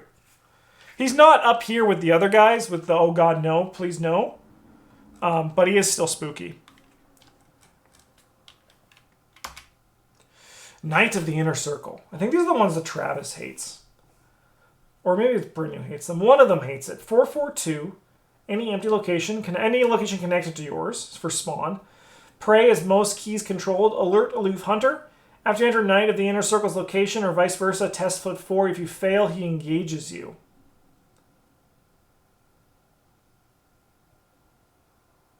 Really weird design here.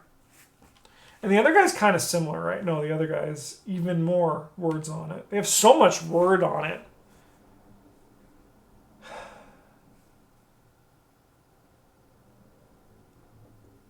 This is just a guy. I'm probably not happy to see him, but it's probably still just fine, right? Get out of here. I don't like you and I don't like your art.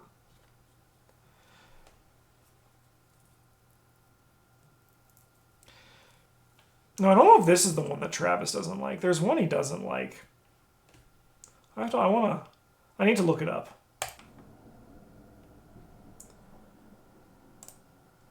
Okay, so this was not the one that Travis hates. Travis hates the next guy. Yeah, I think this guy's he's just not happy to see you, but fine though. That was as nice as possible. I dare to think what the alternative is. Oh, yeah. Yeah. Yeah, it could be a lot worse. Knight of the Outer Void. This is the one that Travis hates. 3/3/4. Spawn any location connected to yours. Aloof, Peril, and Retaliate. After he spawns, he has Peril. Probably for the spawn thing. Did the last guy have Peril? Nah. He spawns either place 1 or 2 Doom on it. Test Brain, and the Peril is also for the Doom. Interesting. Brain or Book 4. If you succeed, take control of 1 Doom and flip it to its clue side. If you fail, he attacks you. I think why Travis hates this guy is because there's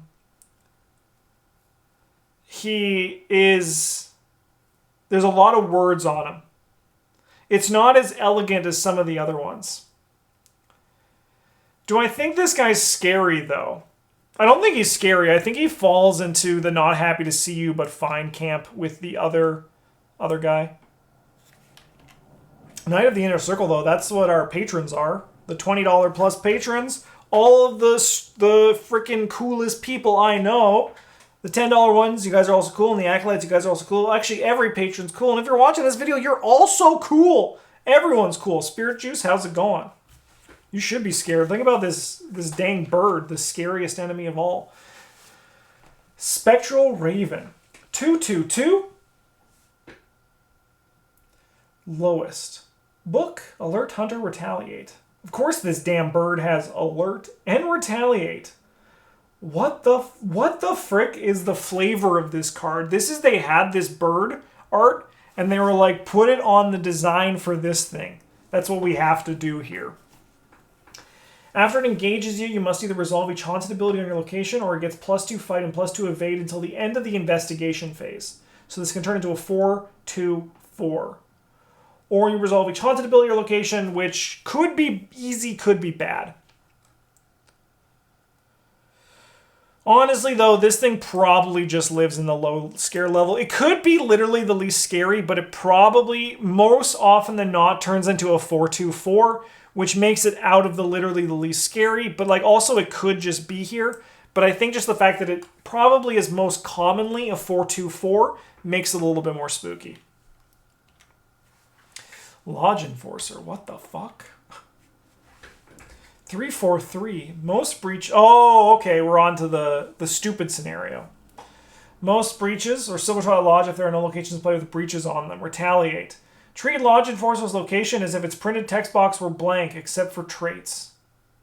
That's annoying. But he is worth victory, so he's very annoying though. That text box on it and the blanking of the location, especially because he spawns on the location with the most breaches, which you probably want to kill. But I still think overall this guy is still just thanks for showing up.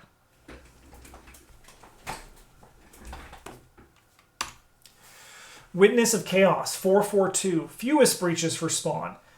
After it enters a location, place 1 breach on that location. Ah! You're so mean! Why did you have to do that? Why? Why? Why such a bully? Honestly, this is the not happy to see you, but fine. You just have to live with it, right? You just have to live with it. It does have victory 1, which makes it a lot nicer. So I'm going to just put it in up here. Like, the breach thing is kind of annoying. But I think overall this thing is just still fine.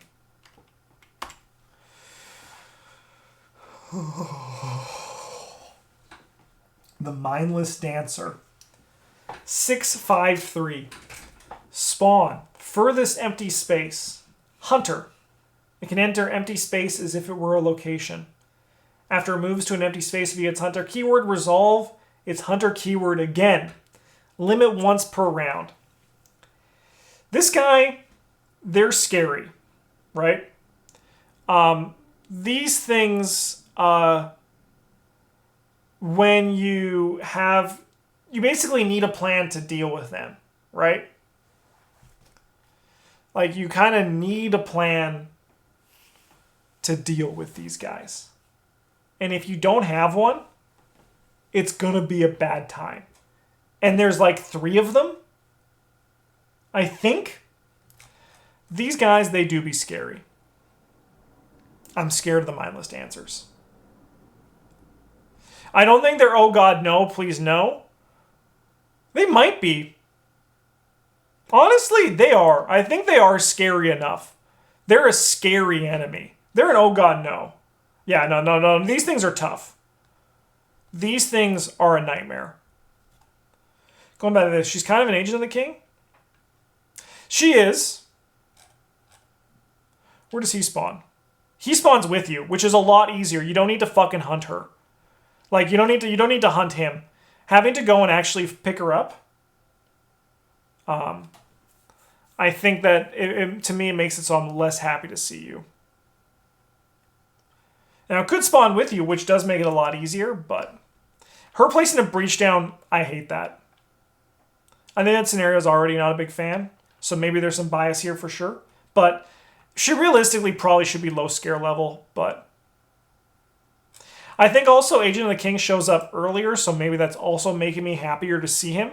When she shows up before the final scenario, and 1 victory is not really going to do too much. I think you're right, though. She could feasibly be lower, but my damn bias won't allow that. Yog-Sothoth, right to the fucking moon. We don't even need to read this guy. He is literally probably one of the scariest enemies in the goddamn game. And it's all just because we don't want to look at his damn coin.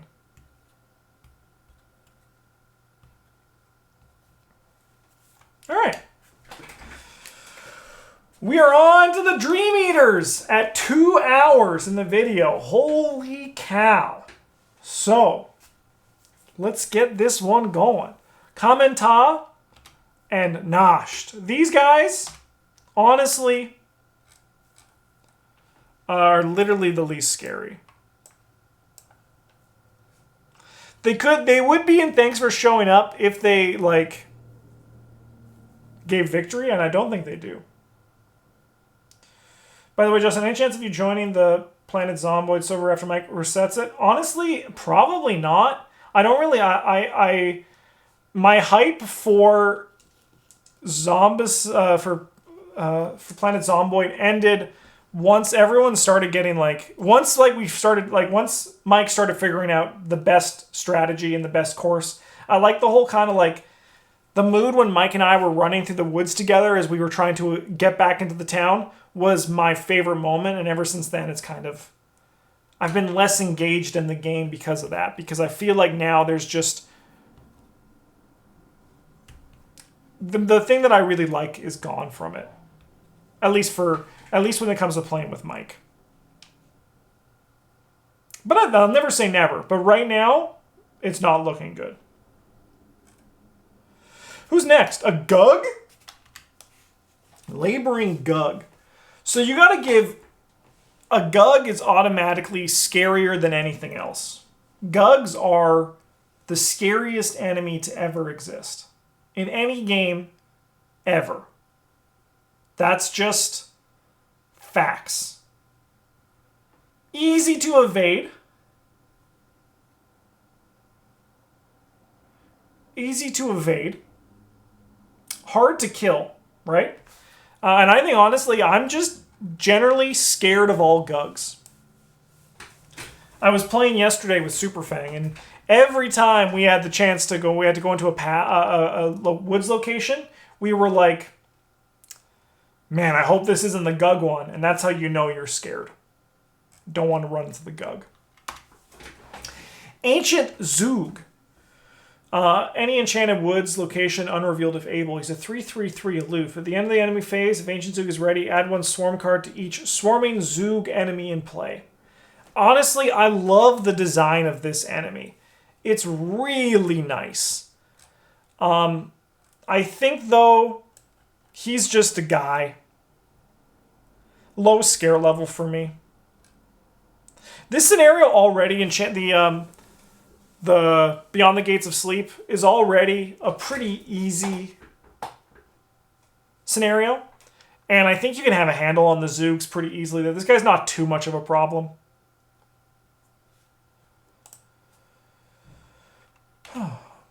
Suspicious Orderly. Hunter. You cannot attack, be attacked, or be dealt damage. While he's engaged with you, you cannot investigate. --2 for his evade value. Okay.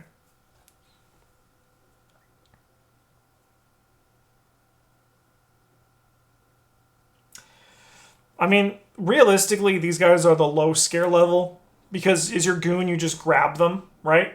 You just grab them and then suddenly, oh my god, a spider is in his mouth? What the frick? Corrupted Orderly. When he's dealt 1 or more damage while in an infested location, cancel 1 of that damage. Yeah, this guy is like still, like he doesn't in the literally the least scary, but he does live up in the low scare level, I think. Just because that, it makes it harder to deal with. It makes it so like you need to spend 2 actions to get rid of him, which is a little bit of an issue. Okay, what's next? Grey Weaver. 4/5/3, lowest foot, Hunter. While Grey Weaver is ready, each investigator's location cannot take move actions.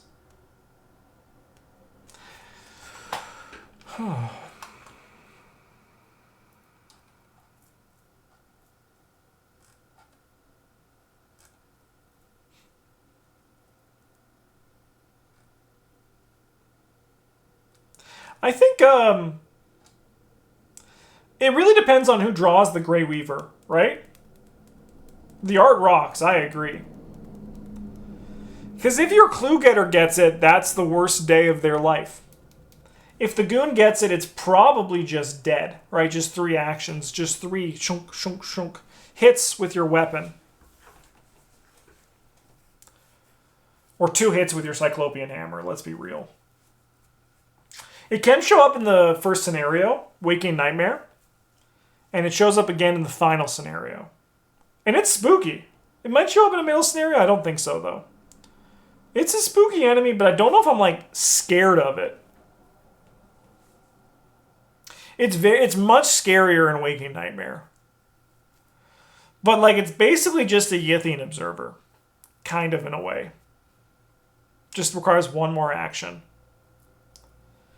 I don't think I'm scared of it. I think it can give you situations in which it is scary, but I still think it kind of just lives in the not happy to see you but fine world. Yeah. And I love how this thing has Hunter. Oh, it's so funny to me. Okay. The Crawling Mist, 3/5/3, most cards in hand, Hunter, massive, increases difficulty for you to attack or evade it, or eat by 1 for each card in your hand with an encounter card back, victory 1. Spoiler alert, this thing showed up yesterday, and I literally was like, thanks for showing up, buddy. This thing is thanks for showing up level for sure. Decadenza, thank you for using your Twitch Prime on us. Welcome to the Golden Table. It's a pleasure to have you. Thank you for your continued support. Oh, sorry, your first support, sorry. I had the 2 tracks in my head of which one I should run. And this is the one, I clicked the wrong thing. But thank you for your support and welcome to the Golden Table. It's a pleasure to have you. Thank you for using your Prime subscription on us. It means the world to me. Thank you so much. Yeah, this guy's easy victory, easy kill, easy points, easy life. Dab alert. Hunting Ghast. 2/2/3. Hunter most damage after enters location with a Gug enemy. Ready each Gug enemy at its location and deal 1 damage to Hunting Ghast. Okay, so that part's bad. But that part matters so little that this guy is just in literally the least scary section.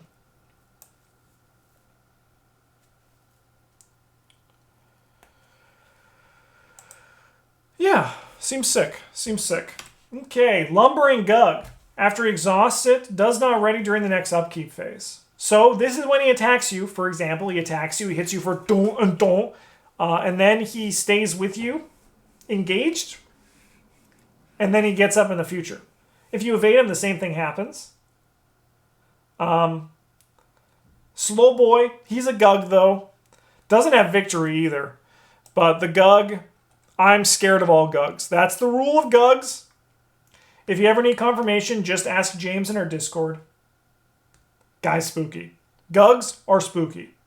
I'd say this guy's less spooky than the 5/5/2, just because the numbers 5 and 4 is a big difference for the attack, but he's still spooky. The Spider of Lang. 3/4/3. When the enemy phase ends, add 1 swarm card to each swarm of spiders enemy in play. If there are no swarm of spiders enemies in play, search the encounter deck and discard pile for a swarm of spiders enemy and spawn at the Spider of Lang's location with no swarm cards.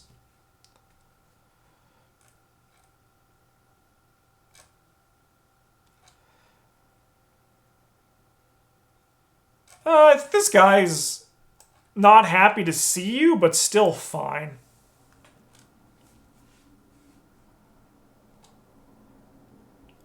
I've never been... I mean, like, this guy really, to me, is pretty close to low scare level as well. I've never really been in a situation that I can recall. Like, it's probably happened, but I've never been in a situation I can recall where I drew the Spider of Lang and I was like, no! Right? Like, it's pretty killable. It's pretty killable. Honestly, I'm putting it down to low scare level. I think the thing is not that scary. It's just a double weapon check. Yeah, I don't think he's that scary. And also, like, to be honest, the swarm of spiders aren't too spooky either. Hey, here they are.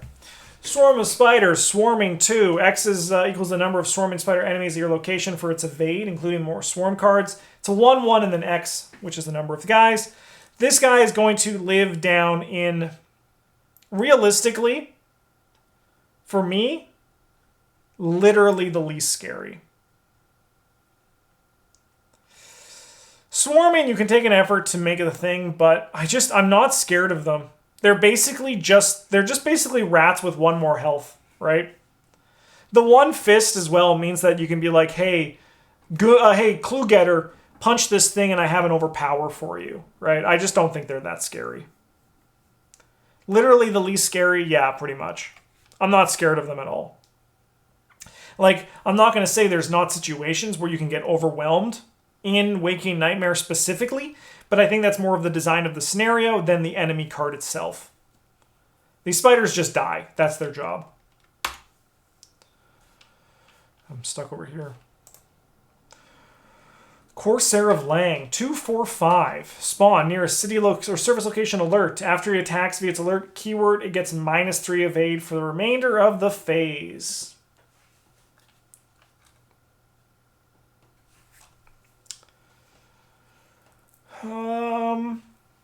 They're just, they eat your actions. They eat your actions.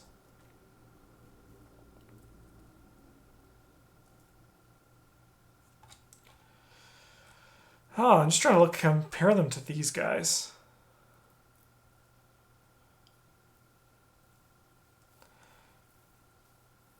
Honestly, I think though realistically, they're a low scare level. 2 Fist is really a really easy hill to climb over. That's very manageable. That's very manageable to me.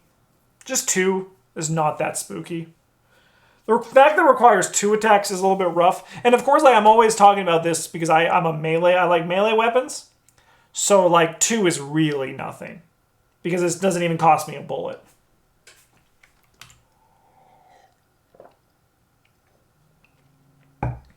Furtive Zook. 3/1/1.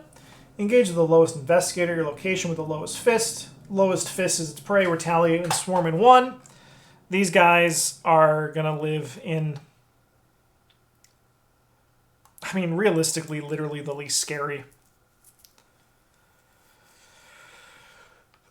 They have 3, and you have to just get 1 attack on them, right? Like, they're not up here with the Ravenous Ghoul where you have to do 2 attacks. Like, this is just, they have swarm in 1. Just kill them. Just kill the damn Zooks, right? Just hit them with a fucking axe or something. Really easy to deal with. Oh my god, there's still a lot. Like, we're getting closer, but there's still a lot of enemies left to go. Stealthy Zook. Engage with the investigator with the lowest foot. Prey, lowest foot. Alert, swarm in 1. 1/1/3. Retaliate swarms can get out of hand quickly. I mean, but just don't miss. Just don't miss. Right? Like, that's like, I'm not too, and like, even then, it's just still 2 damage. Right? Like, that's not too bad. And like, they have 1 health, so there's so many tricks. I'm just not scared of them at all. This guy as well, literally the least scary. Like, all these things are really manageable. They have 1 fist. Like, you breathe on them, and they die. They're stealthy, though. No denying that for a second. Inconspicuous Zook. 2/1/2. Spawn any connecting location. Hunter swarming 2. When Inconspicuous Zook is defeated, cancel all excess damage and move any of its remaining swarm and host cards to a connecting location exhausted. Alright, so this guy's a little bit trickier. He's a little bit like trigger to evaluate the fear because he's a little bit tougher to figure out. But I still think realistically, I'm just not scared of any of the Zooks. They have 2. Their numbers are so low, and their health are so low. I think just that they're just not scary enemies. I think they're great designed enemies, but I think they're just not that spooky. And I have a really fresh opinion on these. Like, I was fighting these guys yesterday with a knife. I still didn't even blink. Like, that's just how simple that these guys are. Yeah, I'm happy with that. Cats of Ulthar. I've never fought these guys because why the fuck would I fight a Cat of Ulthar? 1/1/1, swarming 2. When you reveal chaos tokens while attempting to evade this enemy, reveal an additional token, limit once per test. Forced. The first time an investigator defeats Cats of Ulthar, add 3 swarm cards to the host and record your campaign log that your investigator name has broken the law of Ulthar. So there's 3. You hit 1. You kill 2 of them. You add 3, it goes to 4. So you effectively add 1. Spicy. Probably, realistically, they're not happy to see you. Not happy to see you, but fine. This one I actually really don't know how to evaluate. I mean, like, you probably just evade them. Probably just realistically a low scare level, right?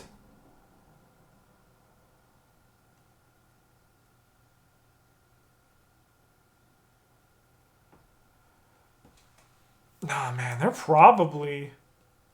I don't know.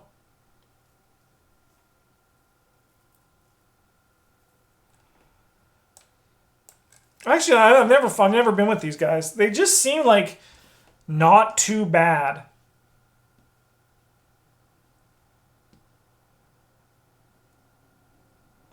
I'm curious what happens if you break the laws of Ulthar, though. Probably nothing good.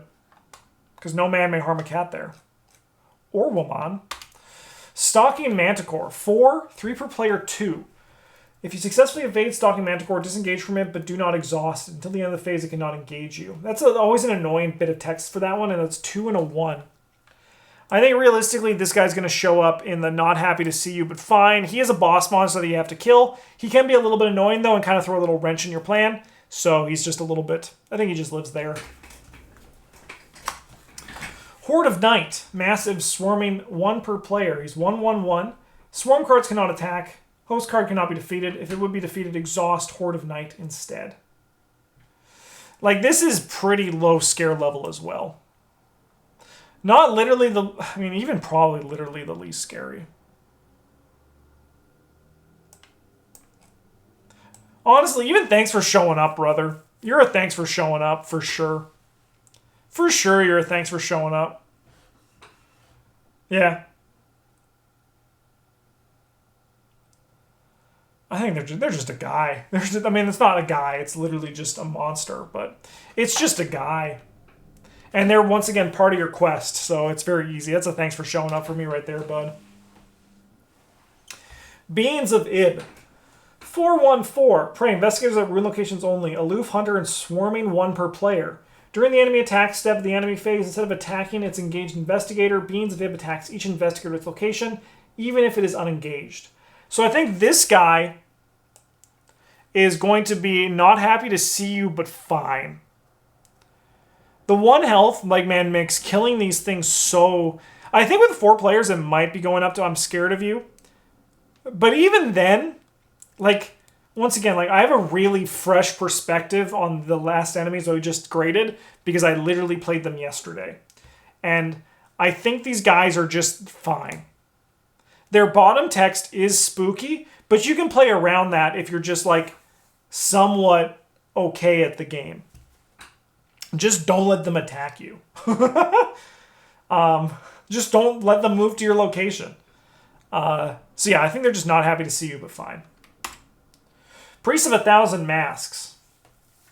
2/2/2. While the investigators recover 2 or more signs of the god, they get +1 fight and +1 evade. 4 or more, they get +2 health. So they become a 3/4/3. 6 or more gets +1 damage and gains retaliate. So I think these guys obviously start in low scare level. Or no, they start in literally the least scary. Then they go to low scare level. And then they go to not happy to see you, but fine. So I think realistically they're going to live in low scare level because most of the time you're not going to get to 6. Where they get noticeably scary. Because otherwise they're just a 3/4/3. That's effectively the same as a Ravenous Ghoul. Like, if you attack it twice, it's kind of just exactly the same thing. Easy. Tenebrous Night Gaunt. 4/4/1. Hunter. When Tenebrous Night Gaunt leaves play as relevant axe setup, set it aside. It keeps all tokens and attachments. After resolving the axe setup, put it back into play at any city location. So these guys are kind of annoying. So they're going to live in the not happy to see you, but fine. But I'm not necessarily scared of them. So I'm going to say right now, it's kind of funny. But the Dream Eaters are like is one of the least scary campaigns we've had in a while. We only have the 2 Gugs so far that are scary. I'm really looking forward to going back and looking at all this info when the list is done to see how I fare emotionally through all of them, which ones I find the scariest for all the enemies. Pack of Vuniths. Swarming 1/2/1, swarming 1. While there's no attached swarm cards, it gets +2 fight and +2 evade. Now, all my talk about not being scared of the swarming cards doesn't mean I think swarming's bad. I love the swarming mechanic, and I really am excited to see them explore more. And I think Pack of Vuniths is really cool design for the swarming mechanic. So they're 1/2/1. You deal 2 damage, and then it becomes a 3/2/1. Sorry, a 3/2/3, which is like spicy. It's not like scary by any means, but I think it's just like a nice low scare level, very well designed enemy.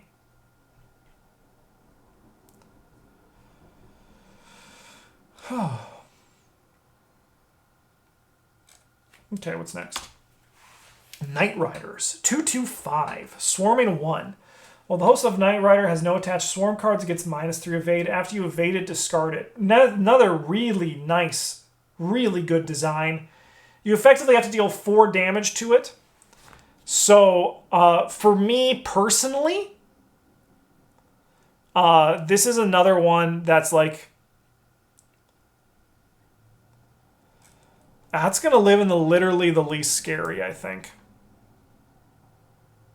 Because you're only doing this at 2, right? It's actually, you can kind of like see it, right? Like most, like apart from like some of the 4s that exist here, you start getting the 4s up here. These are like where more of the 2 lives. We get some small 2s in here, right? Like that have a lot of health. Like this guy has a lot of health too.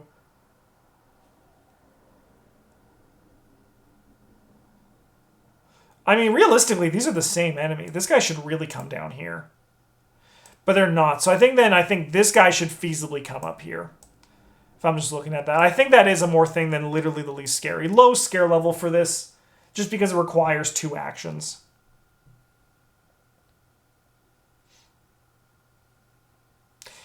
And I know these ones require 2 actions, but they have 1 freaking attack. Interesting. Yeah, no, I'm for it. The Moon Lizard! X, 4 per player, X, Hunter. Moon Lizard can only enter cave locations. When Moon Lizard is engaged with an investigator, X is that investigator's alarm mother. Otherwise, it's 5.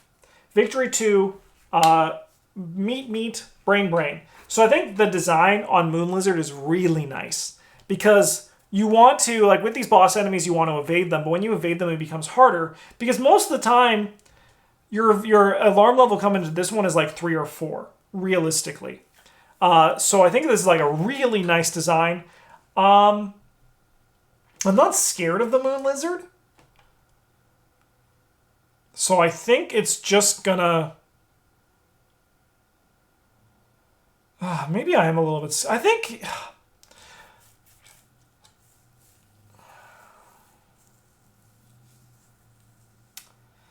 yeah.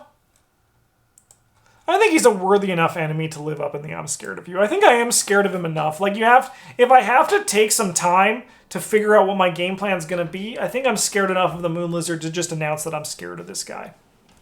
Which I love having the fucking Ghoul Priest down here, but I still stand by it. I'm just not bothered by this guy. Because it can't hunt you, I think it's less scary. I kind of agree.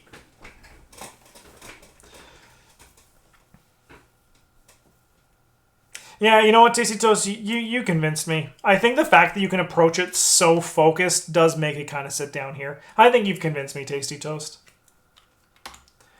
Moonbound Byakhee. 3/3/3, near a surface location, highest alarm level 3 or more only, alert or hunting. While moving or engaging, Moonbound Byakhee ignores investigators with an alarm level of 2 or less. He hits like a fucking god. Like his damage output for damage is comparable to that of Azathoth. Just let that sink in. So the question is Azathoth pulling its punches, or is this Moonbound Byakhee just literally one of the strongest things to ever exist? I think I'm going to put this one in above the whole, like, even though like it follows the process of like of this Ravenous Ghoul, I just think the fact that it deals that extra damage, which means you just have to be a little bit more aware of it. So I'm not happy to see it, but it's ultimately probably going to be fine. You just have to be aware of that 3 damage. You just kind of have to. Cats from Saturn. I love this card. 2/2/2, Hunter Swarming X, where X is your alarm value. After a host of cats moves or is evaded, discard one of its swarm cards. I think the design on this card is really good, really fun. I'm not scared of it, so it's on a low scare level, though. I think the card is very manageable, very easy to work. And if there's one thing I'm learning is that Dream Eaters has really easy enemies in comparison to Circle Undone and the Forgotten Age and even Carcosa. Moonbeast. 5/5/1, baby. After enters play, raise each investigator's alarm level by 1. After defeat it, reduce each investigator's alarm level by 1.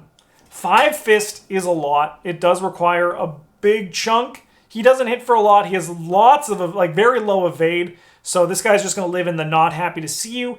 But I'm ultimately just fine if he shows up. Gug Sentinel.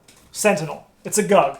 Scary right off the get-go. He gets +2 player health. So assuming with 3 players, not 6 players. 3 players, this guy has 8 health. After he readies, deal 1 horde to each investigator its location. This guy is a nightmare.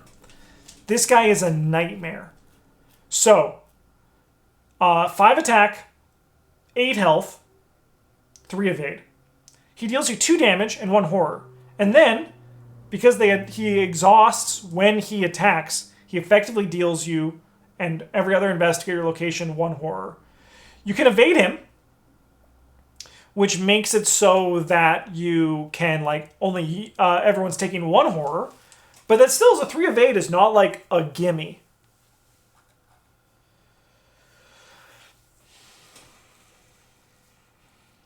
I think that this guy...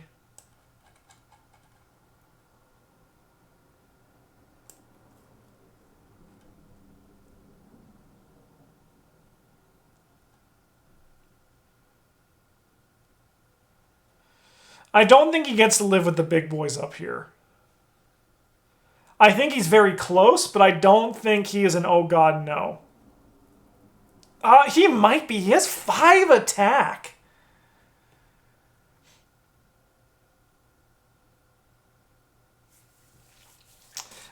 Chat, what do you guys think? Do we bump him up, or is he good where he is? I have to call a lifeline again. I need to phone a friend. Because my gut says, oh God, no. Please, God, no, when I see this guy.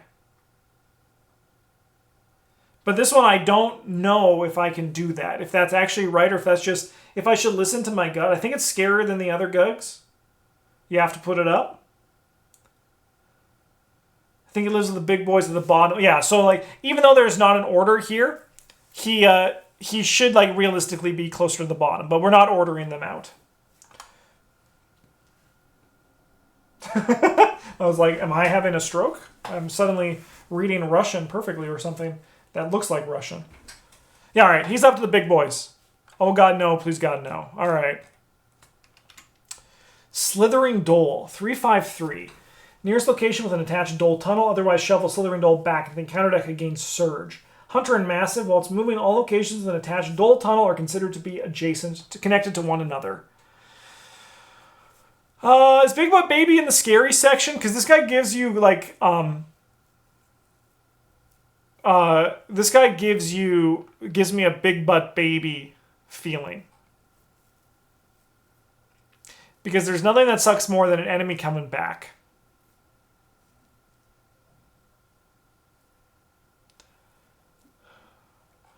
But he's not as scary as Big Butt Baby. I think, honestly, like, I'm scared of the Dole, but I think realistically, it belongs in the not happy to see you, but fine section. It only has 3 attack. That's not that spooky. Pitch Spider. 2/1/4. Any Sea of Pitch location, empty if able. Swarming X, where X is the amount of damage on the scenario reference card. When Pitch Spider attacks you, it deals either its damage or Horde's Horror instead of both. Beautiful, elegant design. Absolutely elegant right there with that design we got there. I think he has the potential to be very spooky. Like, this guy has the potential to be scary. But I think it's just going to live in the not happy to see you, but ultimately it's A-okay. Because, like, realistically, this thing can show up with 3 swarms. But let's just do the math, though, 1 second. 3 swarms, that has now 4 health. 2/4? Nah, that's on par with these guys. He actually lives down here. You just kill him. Like, it's scary if you're not the goon, but I mean, like, every enemy goes up a tier in scariness if you're not the goon most of the time. with the exception being the Poltergeist.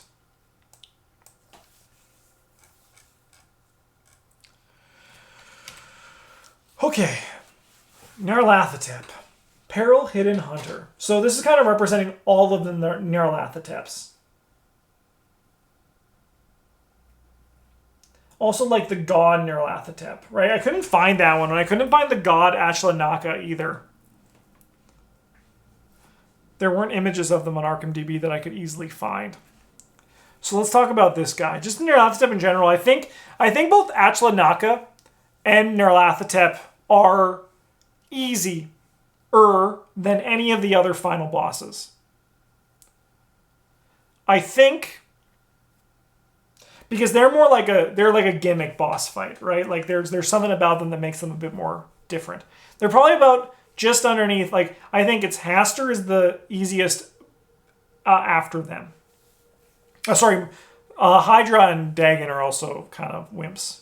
But we'll get to them once we get to Innsmouth coming up soon.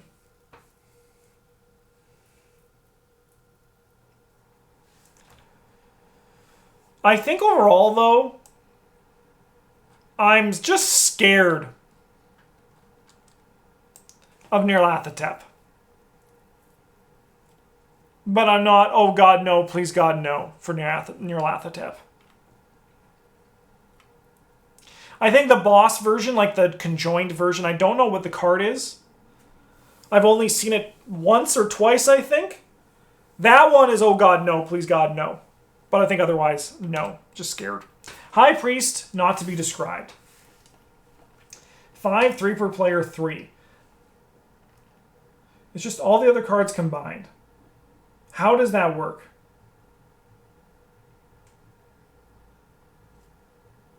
Do you just staple them all together?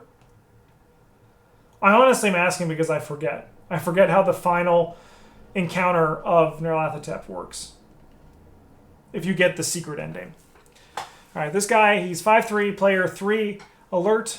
Basically, you staple them together. So you just like read 3 cards? Or you just have to fight the final card. So like if you shuffled 4 cards in, you would fight the final one, right?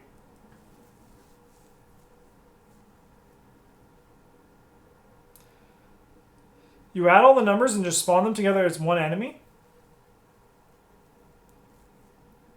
It can't be that messy. That sounds abysmal for the players. Is that really what happens?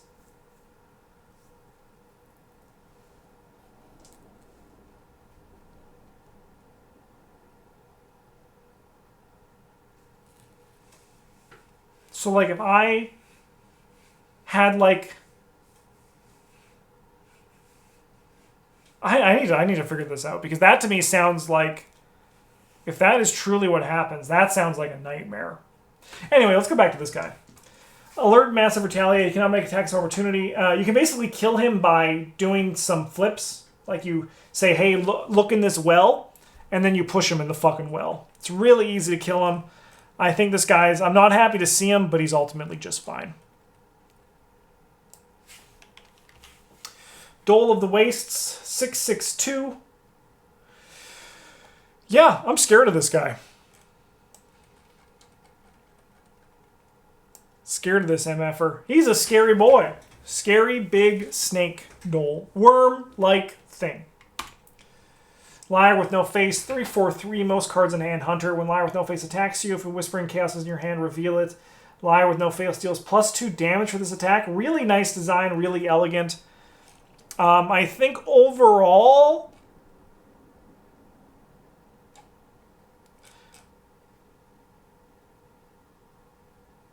I think that this guy does, just the text on him makes it so that he lives in the not happy to see you, but still fine. Not fight evade values, use the biggest number out of the copies from the temp, but you add the health. It has all the keywords and just acts as one enemy. That still sounds like a messy time. I would rather have them just make a Nyarlathotep card. That sounds like, I get what they were going for to save cardboard, but that just sounds like a nightmare. In that case, he's probably, oh god, no, when you add them all together. But, so then we'll put him, I guess we'll put him up here if that's the case, if that is how he works. Because that does sound like a time. Like a time. We could have designed that better, though. The legs of Ashlanaka. So, Ashlanaka is the easiest ancient one, IMO. And she is going to go into the I'm scared of you section. She's really easy to manage. I think I've only lost to her once, which is a pretty good rate of return of like the 10 or 12 Dream Eaters campaigns I've played. Web Spinner. 2/2/2. Spawn an empty location Aloof. At the end of the round, if Web Spinner is ready, place 1 Doom on Web Spinner's location. This guy does an impression of the Wizard of the Order, but it's not as scary, but it's still on the not happy to see you but fine level. It's very similar to this guy. He makes up for the 2 attack by being aloof. Okay, we are on to the Innsmouth Conspiracy, but I'm going to take a quick little break for YouTube. I'm going to go refill my water again, and then we're going to absolutely crush this thing and hopefully get it in under 3 hours. Do not go anywhere on Twitch, and YouTube is going to be 1 second. Okay, it is Innsmouth time. Let's finish this puppy off, shall we? We have the Amalgam, 3/3/2. Hunter, after you successfully evade the Amalgam by 2 or more, take control of 1 key on it. After the Amalgam engages you, if you control a key, either place 1 of your keys on it or it attacks you. When the Amalgam is defeated, place it in the depths. So I'm going to be completely honest. The Amalgam legitimately scares me. Pit of Despair also as a scenario kind of just scares me. So, that's where he shows up. He shows up in Pit of Despair, right? He's a spooky guy. He has big butt baby vibes to him, but the fact that he can just pop in and out of nowhere is flavorfully really cool. I think that it's a really nice, well-designed enemy, and I'm scared of him. I'm scared of the Amalgam. He's a spooky boy. And he's a deep one. Which matters. I know I've messed that up before. Because he activates Deep One Bull. Damn you, Deep One Bull! Alright, what's next? We have all of the people who live in Innsmouth. So this one, let's treat them with the perspective as if they were the enemy that you have to fight at the end of the Vanishing of Eleanor Harper. Let's treat them with that perspective, because that'll be a good way. They get plus player or plus 2 player health that way. If anyone can recall, I think it's... How does that work? They get plus 2 player health or plus 1 player health? I think it's... Okay, I know it's a Thera. I think it might just be plus 1 player health, because it's, I remember killing a Thera at like 7 health a bunch. I could be wrong, but I know their location also gets more Shroud. Yeah, they get plus 1 player health and they lose their parlay. I just remember fighting Othera at 7 a bunch of times. So that checks out. Alright, so we're going to add 2 to all of their health as we kind of go through this here. And obviously they lose their parlay ability, which I'm not going to take into account here because I think I've only really talked with the damn Grocery Keeper. So Robert Fenley, 4/6/1. Aloof. They also lose Aloof, don't they? So we're just looking at stats. 4/6/1. That guy lives in the not happy to see you, but fine. 4/6/1. There's better things that you could roll potentially. 4/7/2. Well, that sounds like a little bit harder than the other guy, but still not enough for me to be scared of Mr. Zadok Allen. Yeah, 4/7/2 is fine. 355.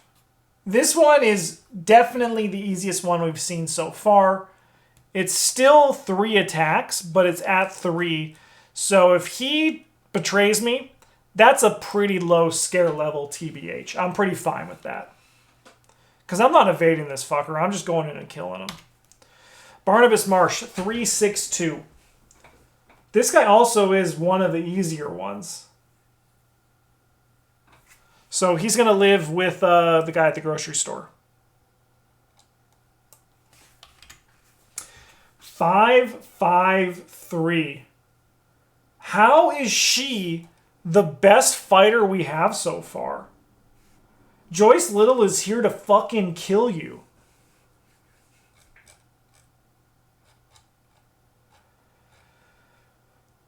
Honestly, we just gotta give her some respect. Part of me wants to, as a joke, put her in the I'm scared of you. But I don't think I can feasibly do that. But you still need 3 attacks at 5? That's a lot different than 3 attacks at 4. Those are like they start to eat your resources.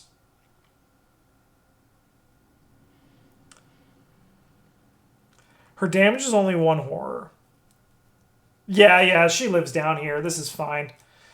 She's not enough for me to actually be scared of her, but she's close. She's close. She's easily the scariest of the 3 so far on this tier. And Othera Gilman, 375. Even the enemy seeker's overpowered. That is so funny. That is hilarious. I'm not laughing, but because it's a respect laugh, where I'm like game represents game. Oh my god, that's fucking funny. All right, Othera Gilman, 373. You get an extra attack, but it's still really low. I'm not scared of Othera. She's the one I've gotten each time, and I've handled it easily. Honestly, I like the 3-3 split, though. I think that's a really clean split. 3 that are easy, 3 that are a bit more difficult, and you can kind of get an idea of what you're going to be dealing with as the scenario plays out. Ooh, Priest of Dagon, 323. Any empty location. When he would be defeated or evaded if there is no doom on it, instead heal all damage from it, ready it, and place 1 doom on it. At the end of the round, if Priest of Dagon is ready and there is no doom on it, place 1 doom on it. These guys are tricky. Because these guys can effectively, unless you can stall them this turn, they can actually lead to Doom flipovers. I think they're really elegant design and really frustrating and annoying design, which I think is really good.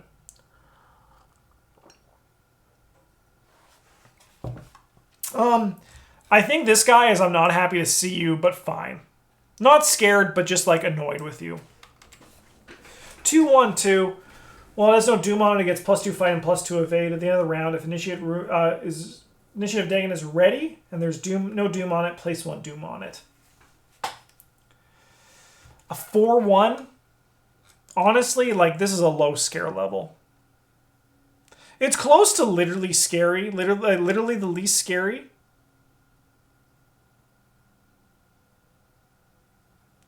But it really is just on par with an Acolyte, right? It's literally just on par with an Acolyte. Yeah, the Doom at the end of the round was crazy when I played this one blind. Same here. It got me. I think if you draw these before a Doom tick, they're really bad. If you draw them any other time, they're literally the least scary. So I'm just going to respect the Doom and give them a low scare level. They are somewhat scary, but not that scary. A Loigor, 354, fuse cards in hand, Aloof and Hunter.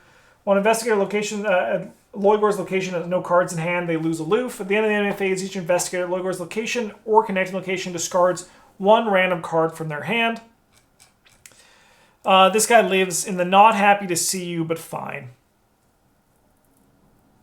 I just hate that, I feel like it's a wasted action to engage him. He does eat a card, he does eat an extra card because he has the weird, he has 5 health, so he beats the weapon check, so you're going to need a Vicious Blow or a Spectral Razor after you engage him, of course. Or a Bead Cop, obviously, or a Delilah. But you need a trick to get over him in 1 turn, which makes him, I'm not scared of him, but he is He is something to worry about. Unless you are Tony. That's true. Tony makes his own rules. Deep 1 Bull. 4/5/2. After Deep 1 Bull engages you, choose to discard 1 card from your hand. After Investigator defeats another Deep 1 enemy at any location, ready Deep 1 Bull and move it once toward that Investigator's location. I'm going to just be completely upfront with everybody. Deep 1 Bull scares me. Anytime I have not drawn a Deep 1 Bull in an Innsmouth conspiracy campaign, I'm dreading drawing the Deep 1 Bull. He scares me. He's a scary guy. He's a scary guy.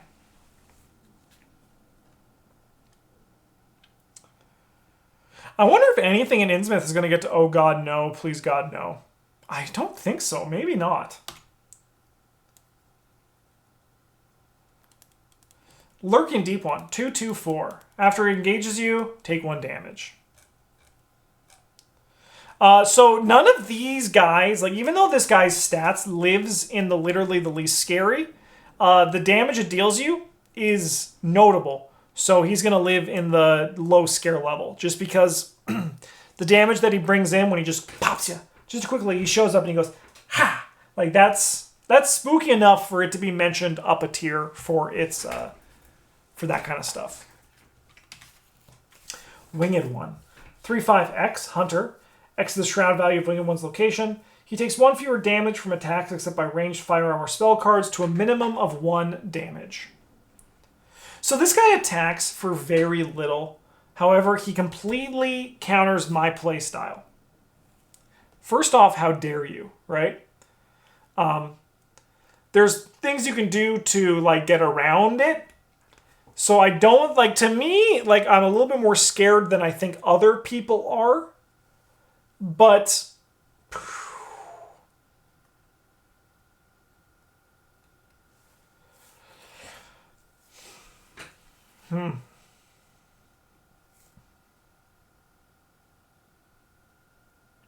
you attack him with a knife.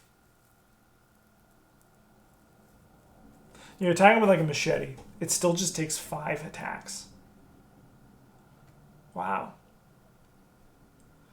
I think though it fits in the not happy to see you, but just fine category.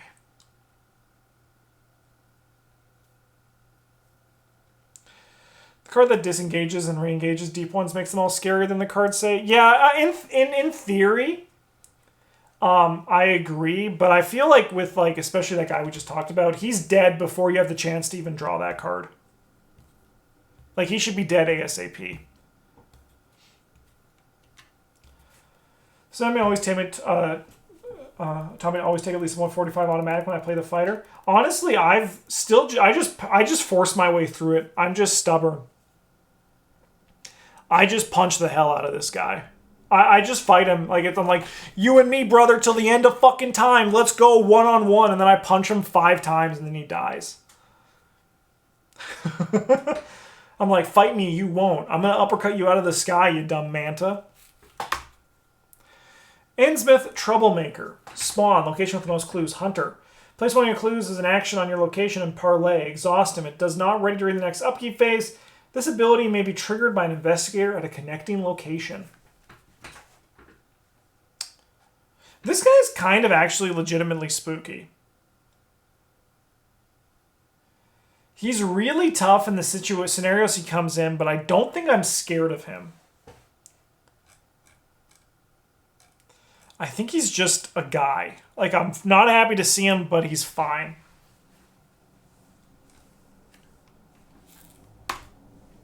Innsmouth Shoggoth. 3/4/2. Hunter Massive. He gets +2 player health, so assuming we're playing at 3 players, 10 health. When he moves via its Hunter keyword, it ignores all barriers. After he moves, remove each barrier and move through. That's a pretty nice boss monster. 10 health and 3, 2 evade. It's probably just fine, right? Like, I look at this guy, and I don't exactly... There we go, we're losing it.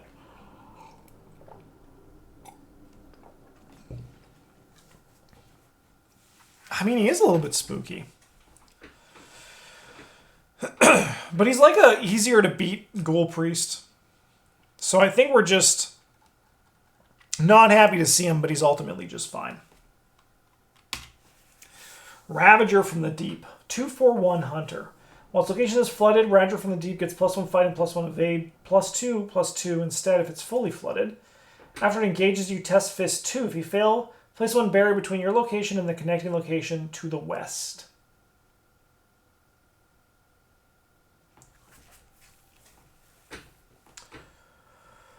Okay.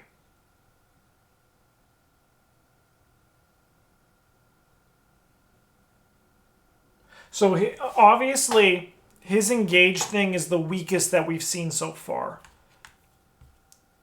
Like, it's annoying, but it's not particularly bad.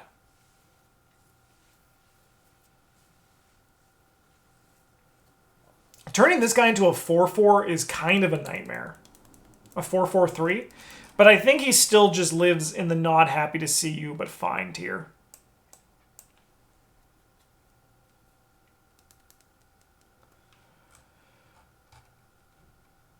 Yeah, I think so. Emerging Deep One. 3/2/1 Hunter. Enters play exhausted and unengaged unless his location is fully flooded. After it engages you, if your location is flooded, it attacks you. So this guy has the potential to be bad, but I've honestly never really been bothered by this guy, and he's going to live in the low scare level for me. He's just not that spooky. Like, I'm usually so far ahead of the flood that this guy is just not a thing. Like, when he attacks you, that's bad. Like, if you draw him and he attacks you, that moves up to the not happy to see you but fine category. But this guy just goes down in one attack. Very easy problem to solve. Only 3. Very manageable. Deep One Predator. 4/2/2 Hunter. After it engages you, move one of your clues or keys to Deep One Predator.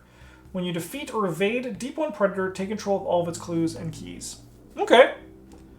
Honestly, this guy also lives in this low scare level tier. He does have 4, which is notably a little bit spooky.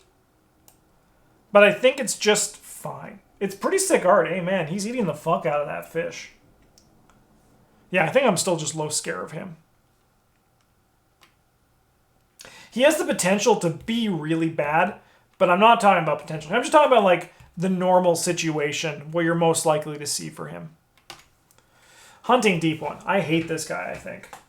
3/3/3 Hunter. While he's engaged with you, you cannot enter vehicles or gain resources. After he engages you, if you're not in a vehicle, lose 2 resources. If you are in a vehicle, leave your vehicle. I do not like this guy. He can really ruin your day. So much so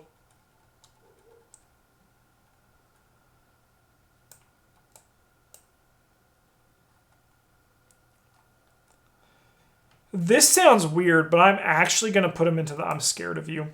His ability to drag you out of the boat on the turn where you were hoping to move the boat and then get out of the boat can really screw up your tempo in Devil Reef. So much so that I'm respecting that ability more than I am respecting the card itself, because his stats aren't too bad. They're tough, but they're not too bad. And then if you can't kill him that turn, you can't even get back into the fucking boat. He basically... people in chat might disagree with me on this, but this guy essentially kind of is an ancient evil that you need to kill. And I'd rather just take an ancient evil that I don't need to kill over an ancient evil that I need to kill. Pursuing Motorcar. 4/4/2. Spawn, rearmost location, Hunter. When pursuing motorcar attacks you, if you're not in a vehicle, it deals +2 damage for this attack. Force, when pursuing motorcar attacks an investigator in a vehicle, it attacks each other investigator in this vehicle as well. These guys are so different to how we have to evaluate these guys' scariness. Because I think ultimately, if you're playing horror and high gear well, you're not gonna have to fight a lot of enemies.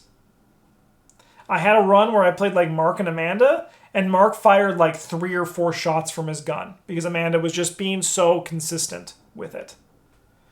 So, but let's assume that you do have to fight them. When he attacks you, if you're not in the vehicle, it deals +2 damage for the attack. Yeah, because he hits you with the car. The flavor on that is incredible. It's really funny. It makes me laugh. When he attacks an investigator in a vehicle, attacks each other investigator in that vehicle as well. This guy is tough. This guy's tough.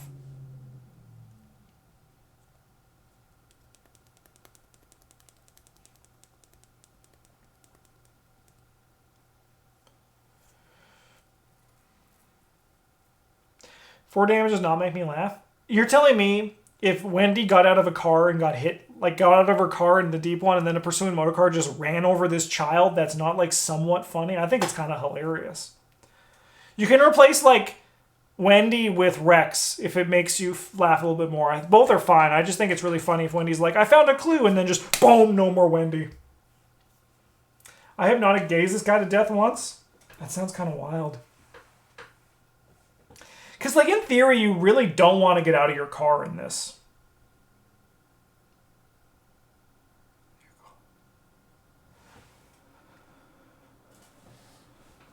It makes me laugh less if it's Rex. Does that make me a bad person? Luke getting hit is the funniest image? Yeah, Luke, I think, is the funniest one. Dasty Toast, I'm right there with you, so we can be bad people together. It's okay.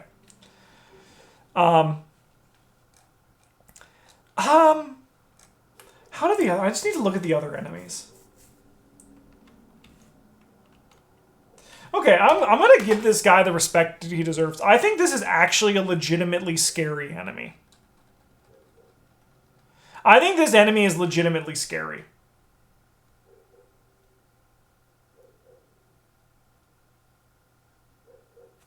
Yeah, I think he is. I think he's the scariest of the bunch we have here. Hitvan, 353, spawn remote location, Hunter Retaliate. It cannot attack the same phase it attacks. It moved via its Hunter keyword. 5 health is a good chunk, so that's going to cause this enemy to live in the not happy to see you but fine category. The Hybrid Assassin.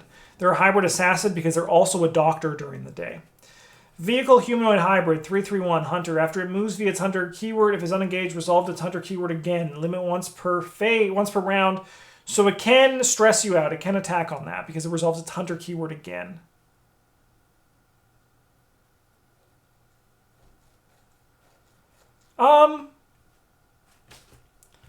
Two attacks.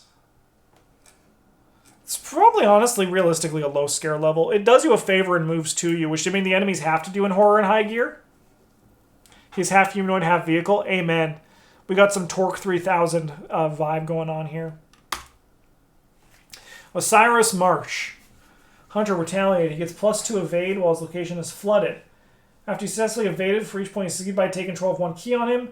After he attacks you during the enemy phase, you are captured. Place each of your keys on Osiris Marsh. 462. Honestly, Osiris Marsh, I think he's a really good boss enemy. The dude scares me. I'm scared of him. He's worth his salt. Amen. I think he's a scary boss enemy. I think to me, he is the highlight of the campaign. I think he's a good enemy. I think he's a very nice designed enemy. Deep One Nursemaid. 322. Aloof and Retaliate. Well, Deep One Nursemaid is unengaged. Each other Deep One enemy at its location or connecting location gets +1 fight and +1 evade. Forced. After it engages you, draw the top card in the encounter deck. That card loses Surge.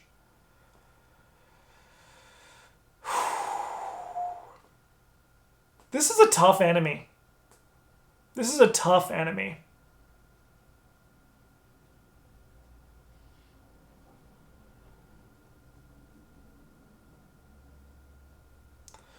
Honestly, like, my gut says I'm not scared of this. But my heart says that the design... Well, my brain. My heart says I shouldn't be scared of it. My brain is saying the design on this enemy is really tough. And I can actually recall a bunch of scenarios where this was beyond... Like, this was worse than fine. It can put you in situations where it's actually kind of rough. So, maybe it's controversial, but I'm putting her up in the I'm scared of you. All right. Everyone was wondering, what the heck are we going to think about Deep One Hatchling? 1/1/1. Surge.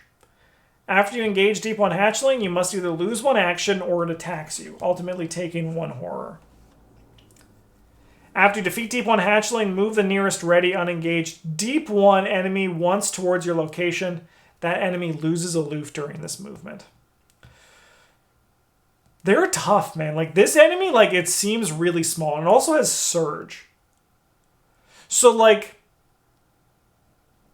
you look at, like, what this guy is, right? Like, if you compare him to rats. Because I talk a lot about rats are an action check. Because then people might be saying, but Justin, why, like, are we not mad about this, right? Because this Deep 1 hatchling, this isn't an action check. This is a board control check.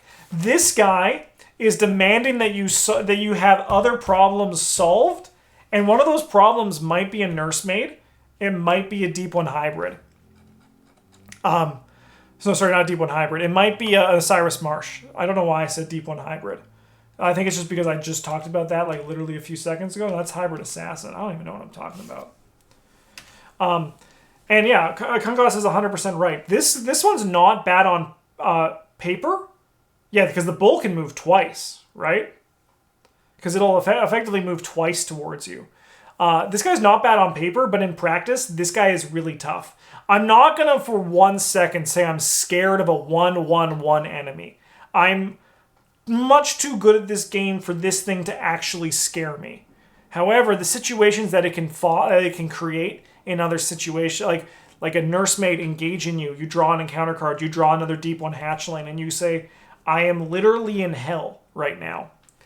But I think ultimately the correct answer for where this guy lives is in the not happy to see you, but ultimately it's still just fine, right? That's where this guy lives for me. Which is kind of wild, because on paper, this thing is nothing, right? This thing is just absolute dirt on paper. But when you actually put it in practice, this guy can put you in a lot of really tough situations. Beautiful design of a card, though. Absolutely beautiful. Dagon 1. So this is the Dagon in Lair of Dagon. This is his sleeping side. He cannot attack or engage and is immune to investigator actions and player card effects. After investigator location fails the skill test, place 1 resource on them. Then if they're a player, plus 2 resources, flip him and spend a key, remove a thing. So this Dagon right here is probably one of the scarier ones. But I think the problem with Dagon is they kind of just suck. 4/6/4 gets plus 6 health. After investigating this location, fails a skill test, ready Dagon. Dagon attacks that investigator. I think this is the Dagon that's scary. I really want to kill this guy in scenario 7. Godspeed. I hope you do.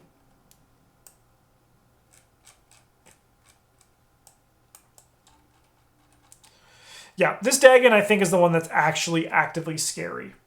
The other ones, not that scary.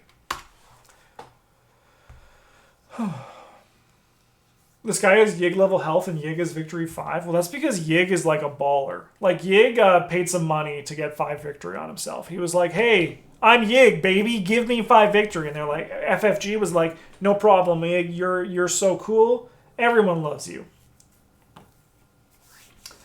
Apostle of Dagon. 2/3/2. He gets plus player health, so 6. 2/6. After enters play, place the set-aside black key on it. When an investigator deals 1 or more damage to Apostle of Dagon, add 1 curse token to the chaos bag. Honestly, this guy's a pretty low scare level. Also, the fact that you can just kill him with the asset you get makes it a little bit... So his text box is kind of just blank, but still.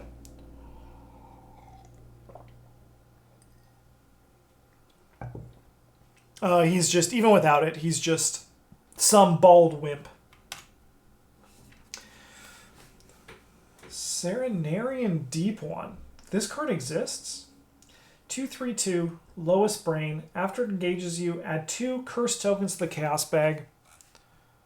Honestly, that's a low scare level as well. Really mild, that guy. Not too worried about him. That's why I don't remember him, because he's literally not scary. Okay, we're almost done? Oh, okay. We have 2, 4, 6, 7 left to go. The end is in sight. We're at 3 hours and 3 minutes. Holy hell. So do we do treacheries next? That's probably like the next big tier list I do, right? And then locations? I would never... Why would I rank locations? That seems like a nightmare. Alright. Dagon is slumbering. He cannot attack or engage and is immune to investigator actions and player card effects. At the end of the round, if Investigator is in the lair of Dagon and ready, place 1 doom on him. Test Brain 4 if you succeed, either exhaust Dagon or remove 1 doom from him. If you fail by 3 or more, place 1 doom on him. On its other side, it's Hunter Massive Retaliate. Dagon gets -1 fight for each Sanctum location with a key on it. After Dagon is evaded or dealt damage, do the same to a copy of Dagon's Brood in play. I think Mother Hydra as well. Active Agenda tier list when? Probably in 2024 when I'm desperate for content. Alright. Hydra is pretty much the same. Alright. Sorry, guys. Sorry, Mother Hydra. Sorry, Father Dagon. Like, I'm not happy to see you guys, but you're very manageable. Like, you're the definition of fine.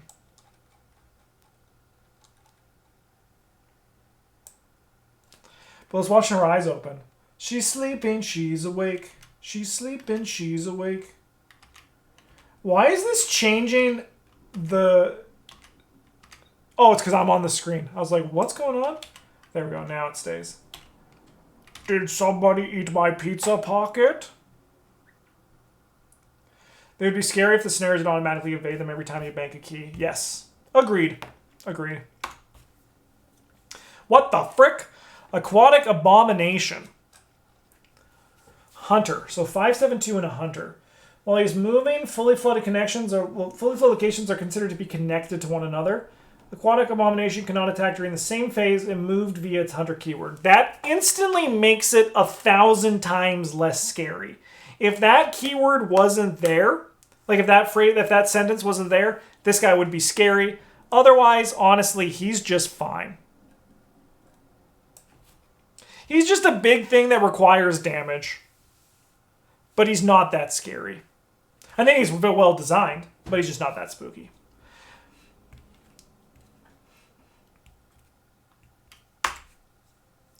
Dagon's Brood. 1/4/3.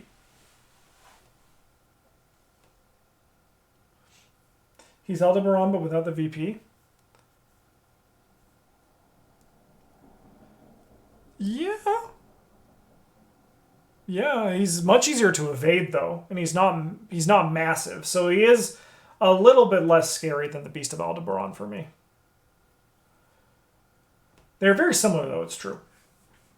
Dagon's Brood. 1/4/3. Spawn, Lair of Dagon, or Gateway to Yanath, whichever is farther from you. Hunter.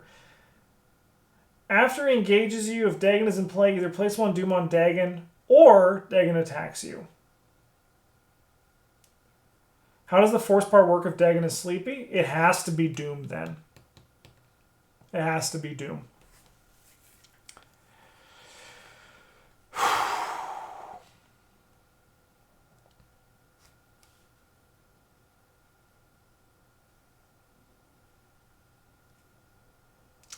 I think it's just fine. I'm not happy to see him, but he'll just die. The Doom will cause me to advance earlier, but honestly, you have so much good pacing on that scenario that I think it should just be okay. This one's pretty similar, 3/3/2. Lair of Hydra or Gateway to Yanath. Hunter, after engages you. Oh, it's the same thing. Same thing. I'm not... Ancient Evils doesn't actually scare me in this game. Ancient Evils lives in this tier. Not happy to see you, but fine. Sometimes Ancient Evils actually lives in the low scare level for me. I'm a lot less scared of Ancient Evils now than I was when I first started playing. And for the first 2 years of me playing as well, let's be honest. You've probably been 3 years. So the Ancient Evil shift for me is a very recent thing. Holy shit. We've done it. Get this card off the screen. Let's live in this tier list for a moment. So who are scary In Essex? Oh, yeah. I mean, but that's what I was talking about, too, that it's not Ancient Evils that's a scary card in Essex. It's the Agenda deck that makes them scary. All right, who's our scariest? So we have a bunch of Ancient ones and Elites, but we have, I think, what was it, 3? No, we have 4 non-elite enemies in here. Right? We have the Gug, the Mindless Dancer, the Witch, the Brotherhood Cultist. Oh, I guess this guy's not elite. But these are our scary guys. These are the ones that are like the enemies that I'm the most scared of in this game. This Nyarlathotep is the joint final summon Nyarlathotep. I think that's a pretty good looking... oh god, no. We got a bunch of... These are the enemies I'm all scared of. I think these two, the Yithians, they kind of depend on how my deck composition coming is. But I think overall, I feel like I'm scared of them. This freaking old man, big butt baby.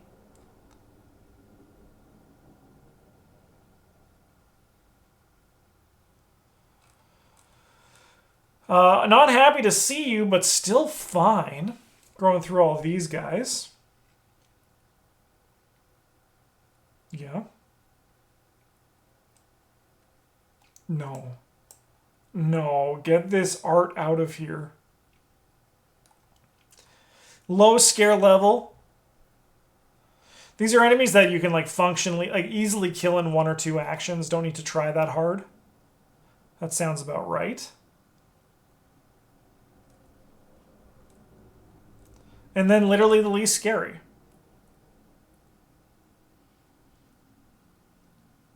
Yeah. And then we have a bunch of thanks for showing up enemies. Enemies that have victory and are really easy to manage and kill. Or have effects that I view as they do show up are pretty minor. Or have a positive when they die. They give you a clue. Wow, I can't believe I've done it. Hopefully y'all remember, I probably will, to put a link to the tier list down in the description for this video if you want to check it out yourself. Thank you so much for watching, everyone who's watching here live on Twitch throughout the entire 3 hours and 11 minutes. Or rather, at this point, 3.5 hours for the stream. I really appreciate that. And if you want to see me do a treachery one in the future, let me know in the comments. Or obviously here on Twitch as well. I've heard you guys say you want to. So I will in the future. Huge thank you to all of our patrons for supporting the channel. It means the world to me and it allows me to make content like this for you guys on a Friday, because the only reason these Friday stream exists is because of the support from the Patreon page. Thank you so much. Have a great one. And as always, GG's.